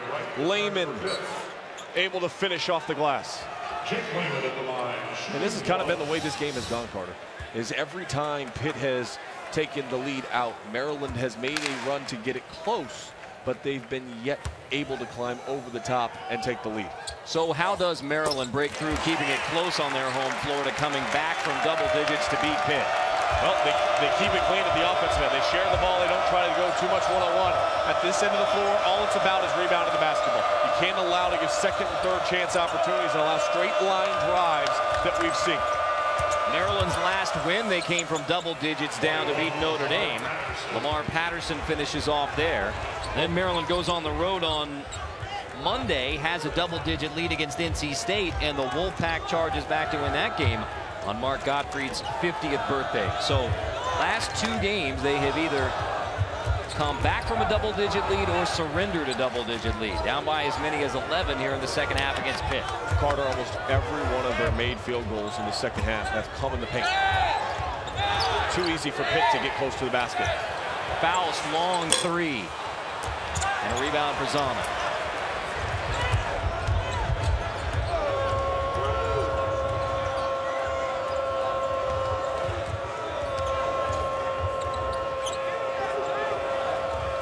Patterson goes baseline, draws a foul, and heads right back to the free throw line with a chance to put Pitt up by double digits again. Lamar Patterson is such a smart basketball player. He gets the on-ball screen, and when he receives this screen, the defense is caught leaning. Layman is leaning into the screen, anticipating the screen. So what does Patterson do? He rejects it, drives baseline, and draws the foul. Just the second free throw missed in the game for Patterson. He's 11 for 13 from the stripe, 21 points. Repeat again, this is a Pitt team, and you go back to the preseason when you lose the number 12 pick in the draft after 1 year, Steven Adams. 2 guys transfer, Moore and Ziegler. Then Deron Johnson goes down, who was your 6th man, averaging 9 points in 20 minutes a game off the bench. And through that all, the Pitt Panthers are rolling. If they win this game, they're 18-2, 6-1 in ACC play. Well, people should not be shocked. I mean, this Pitt program, the last 12 years, has the 5th highest winning percentage in all of college basketball. They missed the NCAA tournament 2 years ago for the first time in '99. They lost their opening NCAA game last year to Wichita State. There it is again. A beautiful look from Patterson to Cameron Wright. It's court vision and awareness, always having your head up, making the simple play, finding your teammate. What a game for Patterson. 22.7 assists. And when you watch this Pitt basketball team share, move the basketball pass, I mean, it's getting to coaching clinic type stuff for Pitt with the execution. You pointed out the other night versus Clemson, 24 assists on 27 made baskets. Yeah, it hasn't quite been that so far tonight, but they've done an excellent job all season long with their level of efficiency as far as points per possession, where they rank nationally in the ACC, #1 in the ACC, top 10 in that, top 10 in assist percentage, top 10 in assist to turnover ratio, top 10 in rebounding margin as well as rebounding percentage nationally. This is an efficient basketball team, plays within themselves. That's why they're consistent. That's why they win. We're done here in the ACC. It's on to LSU and Alabama on ESPN2, BYU, Gonzaga, and then San Diego State at Utah State. You can also on ESPNU watch Kansas at TCU. Speaking of road games, tomorrow night on ESPNU, Clemson tries to snap the 0-for-56 streak at North Carolina at the Smith Center Sunday night ACC. I can't wait to watch that game. Jay Williams on the call with you, partner. Allison Williams with us there as well at the Smith Center. Allen, nice feed for Faust. Faust, the recipient of a pair of alley-oop passes. I would have taken the easy two instead of the lob, but nevertheless, it counts. It energizes this crowd a little bit, see if it impacts their defense, and able to get a stop.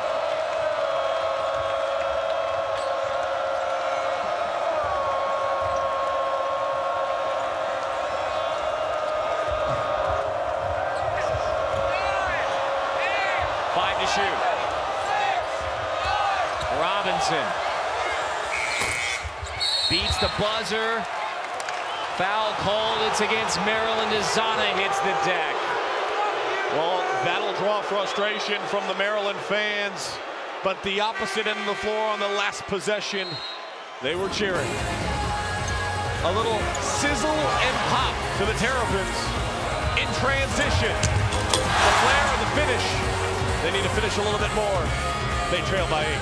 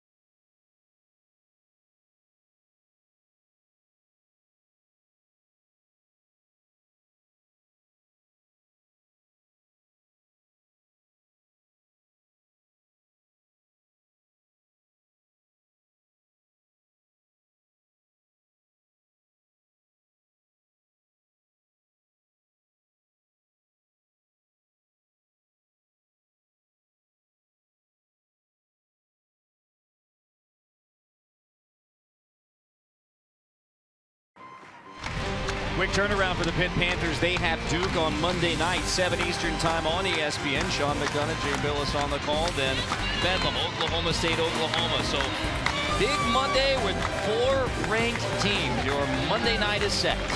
Well, you take a look at the importance in the ACC with that game, Duke and Pittsburgh, where they're at currently in the conference standings. Sean and Jay are going to have a good one. It's going to be a lot of fun. Jabari Parker, Rodney Hood, their athleticism, their ability to space the floor, and the precision in which Pitt plays. It's going to be a great matchup. Do you remember all the discussion about Syracuse and Pittsburgh coming into the ACC and how they would fare?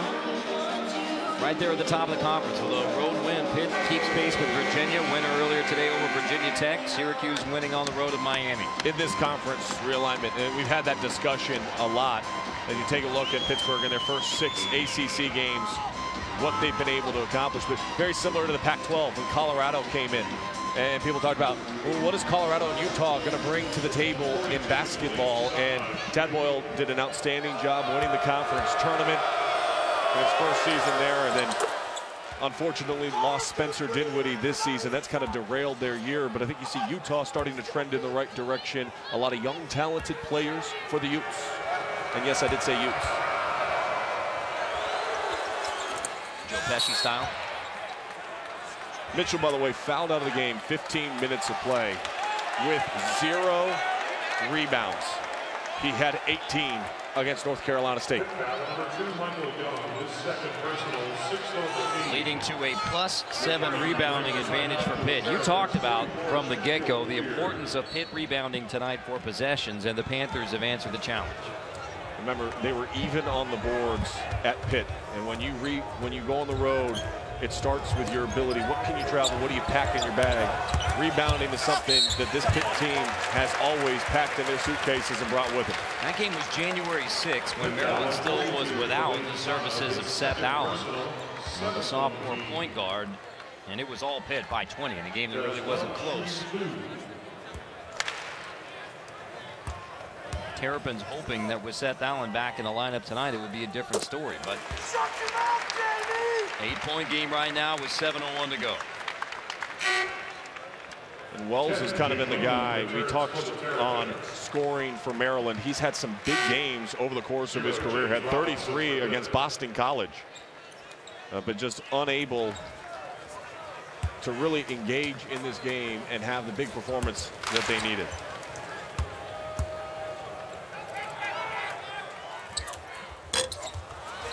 Correction.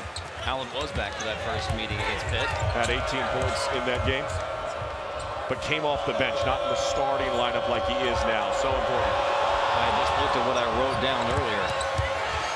Patterson finishes on the other end. He's just been impossible to stop. You know what you can write down in his box next time you do a Pitt game? Really good. Lamar Patterson. Just great awareness. Changes pace, changes direction so well to get the defense leaning. Oh, and then another Maryland turnover. And my reaction to that turnover, by the way, is the exact same as Mark Turgeon's.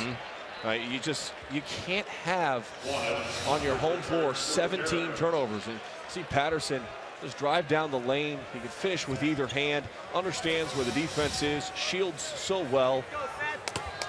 With just empty possessions for Maryland.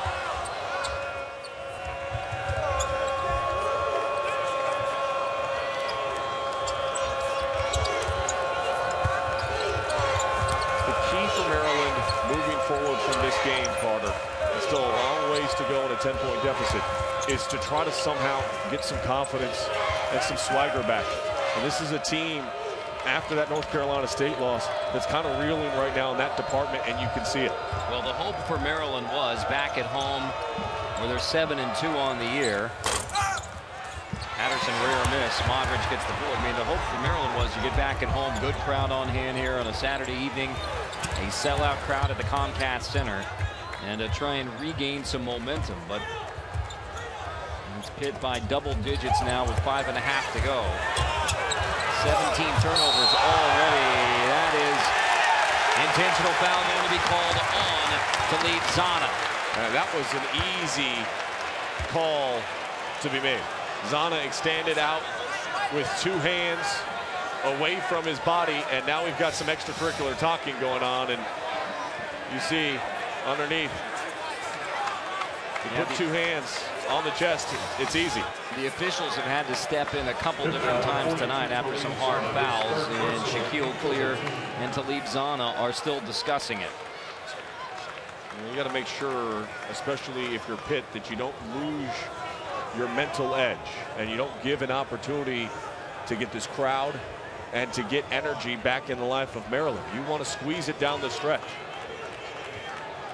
Flagrant 1, the call on Zana. Personal foul and a 2-shot foul.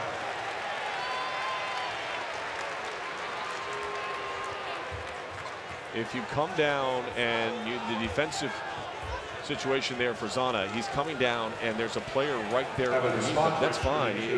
There's going to be some contact. You're rebounding the basketball. Zana knows that. But when you put 2 hands on the chest of an opposing player and push off, an easy call. So Smotrich will take the free throws after the flagrant 1 called on Zana. And if Maryland's going to have a chance to get back in, it'd have to take advantage right now. Contact being made, and it looks like a little bit off balance, to be honest with you, from that angle. Different from the angle, obviously, that we're seeing here at the table, but it looks like kind of falling back, and 2 hands right on the chest, though, was enough to draw the flag at 1. And more importantly, it draws Maryland back to within 8, and they still have possession of the basketball. Now Smotrich turns it over again. Opportunity for Maryland and the Terps. 18 turnovers now.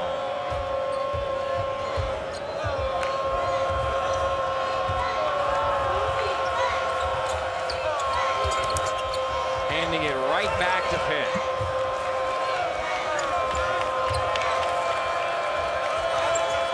To shoot. Patterson attacking again. Patterson lays it in. Double-digit lead for the Panthers. Jamie Dixon knew exactly who he wanted to have the ball in their hands late in the shot clock. And just an excellent job once again by Patterson, showing his versatility. 26 in the game for Patterson. Allen puts on a nice move but can't finish. That's the difference in the game. Nice move, no finish for Maryland. Nice move, great finish for Pitt, in particular Patterson. Lehman gets the steal and a run out for Jake Lehman. Well, Robinson now with multiple turnovers, his 3rd turnover of the game. That's the first time since the first game of the season, partner, where he's had more than 1 turnover in a contest. And just a lazy pass this time, and you see Patterson, though, extend out with the dribble. Smotrich looks like he's going to show and then steps away. Rule number 1 in basketball, the guy with the ball is the most important person on the floor. And then a lazy pass by Robinson. Lehman with the finish.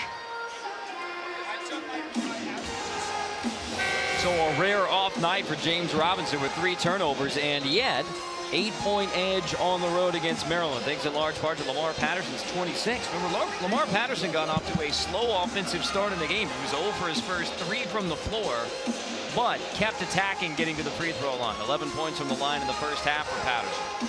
All of Pitt's scoring here in the second half has been turning the corner and finishing with it inside the paint. I mean, just an excellent job not settling and looking to be aggressive. 19 points in the first meeting against Maryland for the 5th-year senior. 26 already for Patterson tonight. As I wrote down in my little box on Lamar Patterson, really good. I want to make sure you can't find those type of nuggets anywhere else. Nearly another Pitt turnover. Panthers get it back. See Pitt next Sunday, Super Bowl Sunday. They play against Virginia in Pittsburgh. I'm sure Sean McDonough's watching this game right now, Bush. Sean Farmer's right. Lamar Patterson's really good. I'm writing that in for Monday night. Right in the paint, floats it in. Another response from the Panthers. 10 in the game for Wright. And where does that response come from, Carter? Attacking? In the paint. Maryland's defense has broken down around the rim. And they get so far extended, and they're so concerned with their man that they're leaving lanes for drivers to come in. 38 points in the paint out of the 74 points for the Pitt Panthers. If they continue to attack and get layups, it's going to be awfully difficult for Maryland to come back in this one.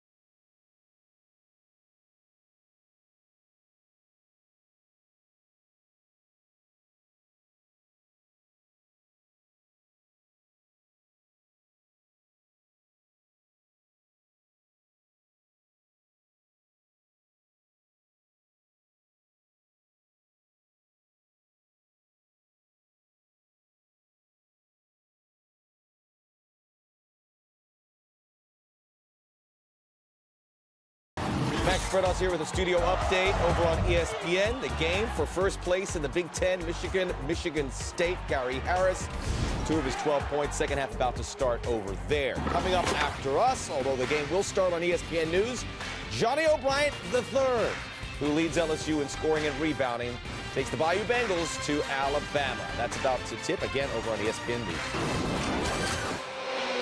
Pitt's first year in the ACC. They're closing in on 6-1 in ACC play. A 10-point lead on the Maryland Terrapins, who again are off to the Big Ten next year. Jake Lehman to the free throw line to try and cut into the double-digit lead for Pitt. Lehman, the sophomore from Rentham, Mass, hits a second. He was a highly touted 4-star prospect by ESPN. Had him ranked in the top 100, and they're still looking for him to continue to grow. I mean, he's had a pretty successful season numbers-wise, but tonight's been a nice game for him. Our Hall of Fame statistician, Marty Aronoff, came up with 63 points for the Pitt Panthers, 38 in the paint, 25 from the free throw line. So free throw makes don't count into points in the paint, but when you give them 2 more, so that's 65 points for Pitt. And shooting now better than 58% from the game inside the three-point line. Pitt has only made 1 3 in this game, so you add up points in the paint and free throws. That's 65 of Pitt's 76. Raymond hustles for the stick back there for the Turks. But bottom line, Pitt has dominated when they have been around the basket, and Zahn is headed back to the free throw line. Well, and that's a clear example of what you were just talking about, Carter. You get free throws, they don't count for points in the paint, but Maryland's scrambling defensively. You pass the ball ahead, you don't dribble it, you find the open man, you put the defense playing on their heels, they foul, you go to the free throw line. So what's the ceiling for this Pitt basketball team? Well, this is a team that is gaining confidence, and that's a dangerous thing, because although they are not shooting the ball well from the outside, they've never really relied as a program on the three-point shot. So it's not like they're having to drastically change or alter their system just because Johnson's out for the rest of the year. Now, it does hurt them having lacking a secondary weapon from the outside other than Patterson, but as we've seen tonight, if you're patient, if you execute, and if you play as a team, you're going to be very successful offensively, and that's what they've been able to do. So can this team advance to the Sweet 16 in the NCAA tournament? There's no question they can, Carter. Des Wells draws a foul on Lamar Patterson to stop the clock at 2:42. Alabama, LSU coming up when we're done in the ACC with Pitt, Maryland. And then ESPNU, 2 top 10 teams on the road. Kansas at TCU, San Diego State at Utah State. Well, this was a big home game for the men's team. They've got a big home game on Monday night for the women's team that's currently ranked in the top 10 against Notre Dame. Alyssa Thomas, so dangerous in the women's side of things, 16 double-doubles and 2 triple-doubles this year. We got to watch Brenda Freese's team practice today, getting ready for that Notre Dame matchup. What impresses you most about Alyssa Thomas? Well, just her overall impact for the game. I mean, she plays so aggressive, so hard. She rebounds the basketball. She's able to score. She's physical. She can bring the ball up the floor. She's a back-to-back ACC Player of the Year, an All-American from a season ago. That game's Monday night on ESPN2. Maryland, Notre Dame. The Maryland men's basketball team down by 7. Still some life with less than 2 to go. Lehman gathers after it was knocked away. Fouls, airballs, a needed 3. And now Patterson runs ahead. Zana takes a hard foul from Allen. Back to the free throw line with 1:50. Once again, though, the throw ahead. Patterson with the rebound, brings it up, quickly finds Zana underneath. And that looked like a pretty clean block from behind. Zana gets 2.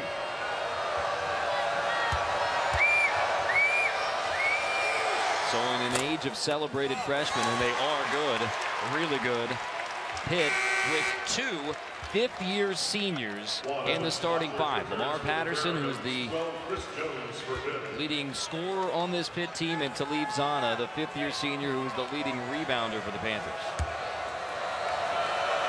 A young man who can speak 4 different languages. The biggest language he's been speaking this year for Pitt is dominating the paint.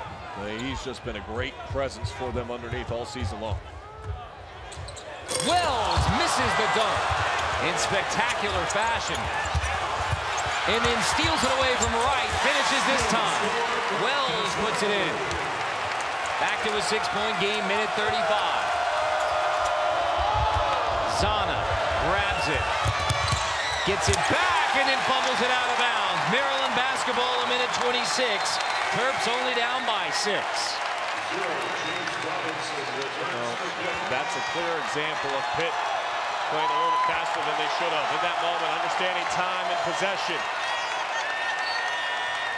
You break the press, you get it past the half-court line with Zana, no need to try to push it there. Allen attacks, draws a foul. Seth Allen's headed back to the free throw line, stopping the clock again with a minute 19. Des Wells looked like it was going to be spectacular. He's on his back, gets back into the play, gets the steal, and able to finish off the glass. And that's the great thing about basketball. We talk about it so often, is there's always the next play. Just keep playing. What does effort do for you? You look around college basketball right now, there's a lot of teams that are playing with great focus and great effort. And in particular, the Texas Longhorns and Coach Rick Barnes, they're playing with a very focused effort for 40 minutes a game. A couple of big wins in a row, Iowa State, Kansas State, and then 1 on the road against Baylor today. They're 16-4, one of the surprise teams in all of college basketball. Robinson fouls out, minute 19 to go in the homecoming game for him. Pitt and Texas may be both examples of addition by subtraction with all that both of those teams lost in the offseason. Well, I think you'd like to have Steven Adams back if you're Pitt. But no question down in Texas, that has been the story for Coach Rick Barnes. Now into the free throw line. Pitt led this game by 13 points, 11:46. Allen has a chance to cut it to 4 to make it a 2-possession game with a minute 19.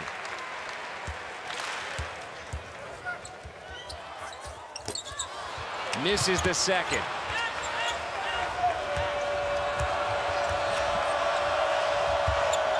So Pitt without James Robinson in the backcourt. Lehman goes to foul Josh Newkirk, who backs up the point. Not a very good free throw shooter. Hasn't had many opportunities on the season, Carter, but just 13%. He's 1 of 8. Double bonus.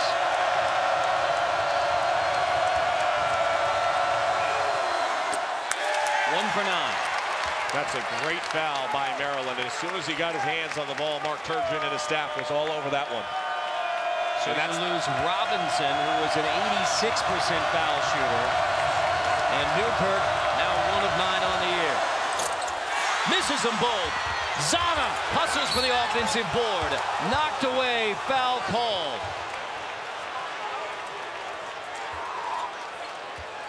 Zana gets the offensive rebound and heads to the free throw line.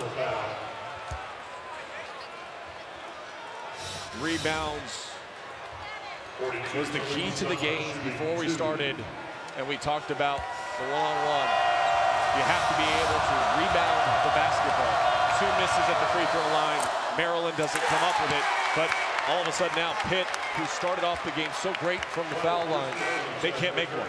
Pitt made its first 11 free throws of the game. This is 3 straight misses down the stretch.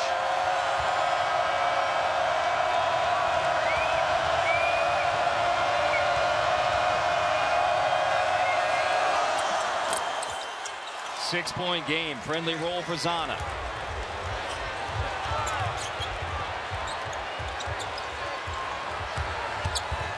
One minute to go. Wells.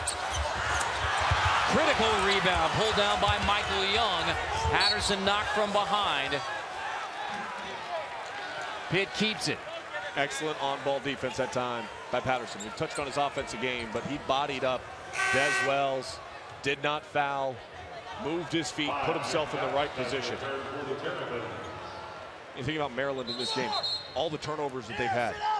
You know, it is a 2-possession game, and you have 18 turnovers on the game.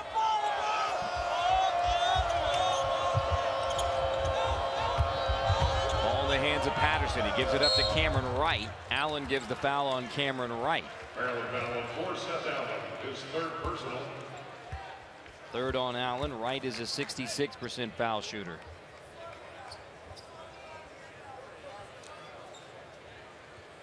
Cameron Wright shooting 2. A junior from Cleveland.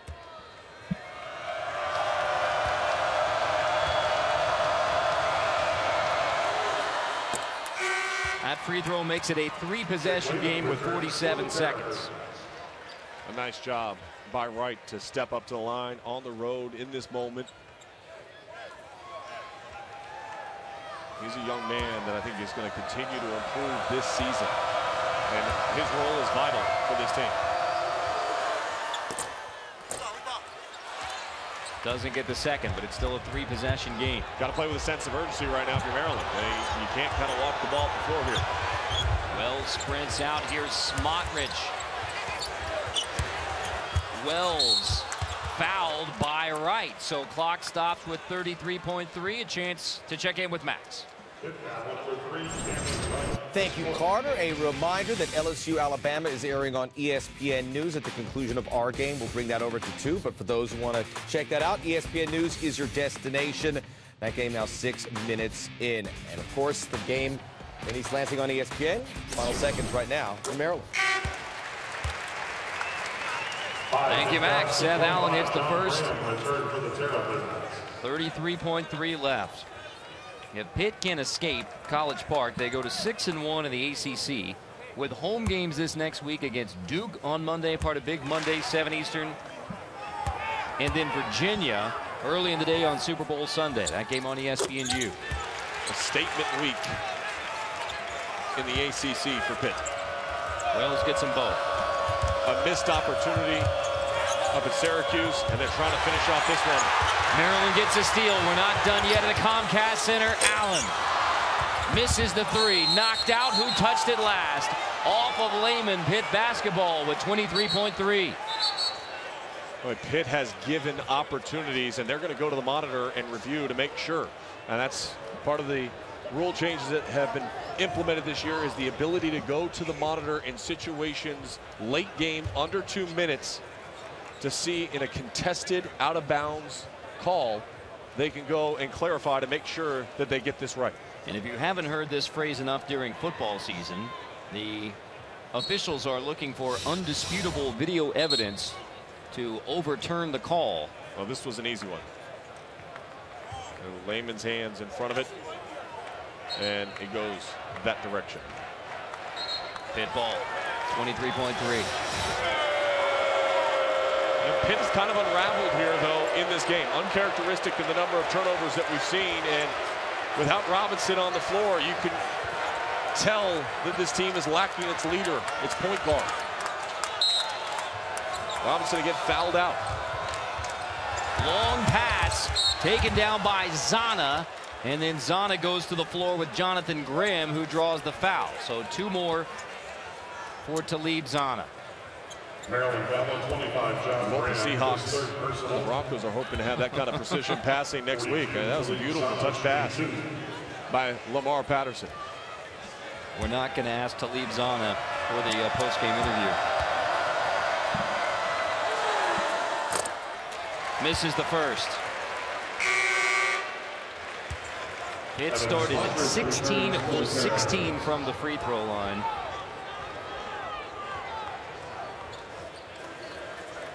Well, they've struggled down the stretch here, though, in these pivotal moments where you need to step to the line and be able to knock it down and secure this game. Finally goes in, 1 of 2. When we're done, Alabama, LSU, and the SEC. That's on ESPN News right now.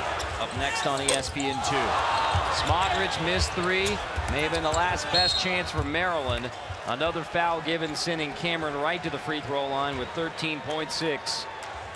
And another chance to make it a 3-possession game and try and seal the 18th win of the year for the Pitt Panthers. A lot of frustration on the face of Maryland. They fought. They competed. Those are the positives. The negatives, the too many turnovers. Too many second chance opportunities for Pittsburgh to extend out possessions. Too easy of lanes driving to the hoop.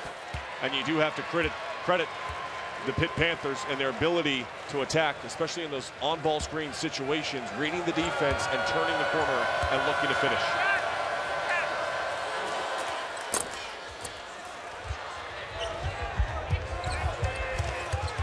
Wells for 3. That's off a young Maryland basketball, but Pitt is looking like they will pull out the road win to go to 6-1 in ACC play, with a week ahead. Duke on Monday, Virginia on Sunday. 2 great games, 2 teams that are starting to get their footing back underneath them. Smotrich hits the 3, 5.4 left. Still a 2-possession game. Pitt up by 4. Well, what a job Jamie Dixon and his coaching staff has done. And it's a year in and year out process. And you know, when you're a guard growing up, as he was at Notre Dame High School in Sherman Oaks, California, then at TCU, your team usually reflects the imagery of the head coach. And the head coach is an unselfish man who believes in playing team basketball. It's how he grew up in the game. It's how he's been mentored in this game. And his team this year, as you mentioned right off the top, he told us the first thing he said at shoot around today, this is probably my best passing team from 1 to 5 that I've ever had at Pittsburgh. You mentioned Jamie Dixon at TCU. The last conference championship that TCU won in basketball was this. They call it the miracle shot. This is TCU 1986. Jamie Dixon half-court heave. Well, not quite half court, but the heave by Jamie Dixon to give TCU the Southwest Conference title win over the University of Texas. A smiling young Jamie Dixon. 10 points on the game. Nothing bigger than those 3. Or count it 2, excuse me.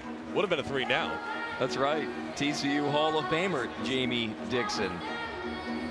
11 seasons as the head coach at Pitt. I mean, he has so entrenched himself. You have to go back to Ben Howland, when he went to UCLA after the 02-03 season, Jamie Dixon took over. So Jamie Dixon's only Division I head coaching job has been at the University of Pittsburgh. And he has, by all accounts, done a tremendous job, including this year, where a team picked 6th in the ACC preseason. They thought that Pitt was going to be pretty good, upholsters prior to the season, but Pitt's about to go to 6-1 in the ACC, 18-2 on the year. And Allen decided to foul with 2 seconds left in a 2-possession game. They went for the steal right away, didn't get it.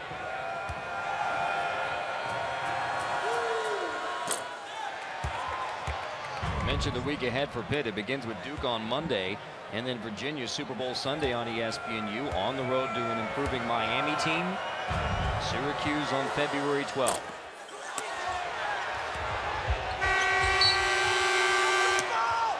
And Pitt's going to escape College Park tonight. A big test from Maryland, including the comeback effort from the Terps. 83-79. Patterson, 28, 7 rebounds, 7 assists, leading the way for the Pitt Panthers. For Sean Farnham, our entire crew, I'm Carter Blackburn. Now we send you on to Tuscaloosa, Alabama.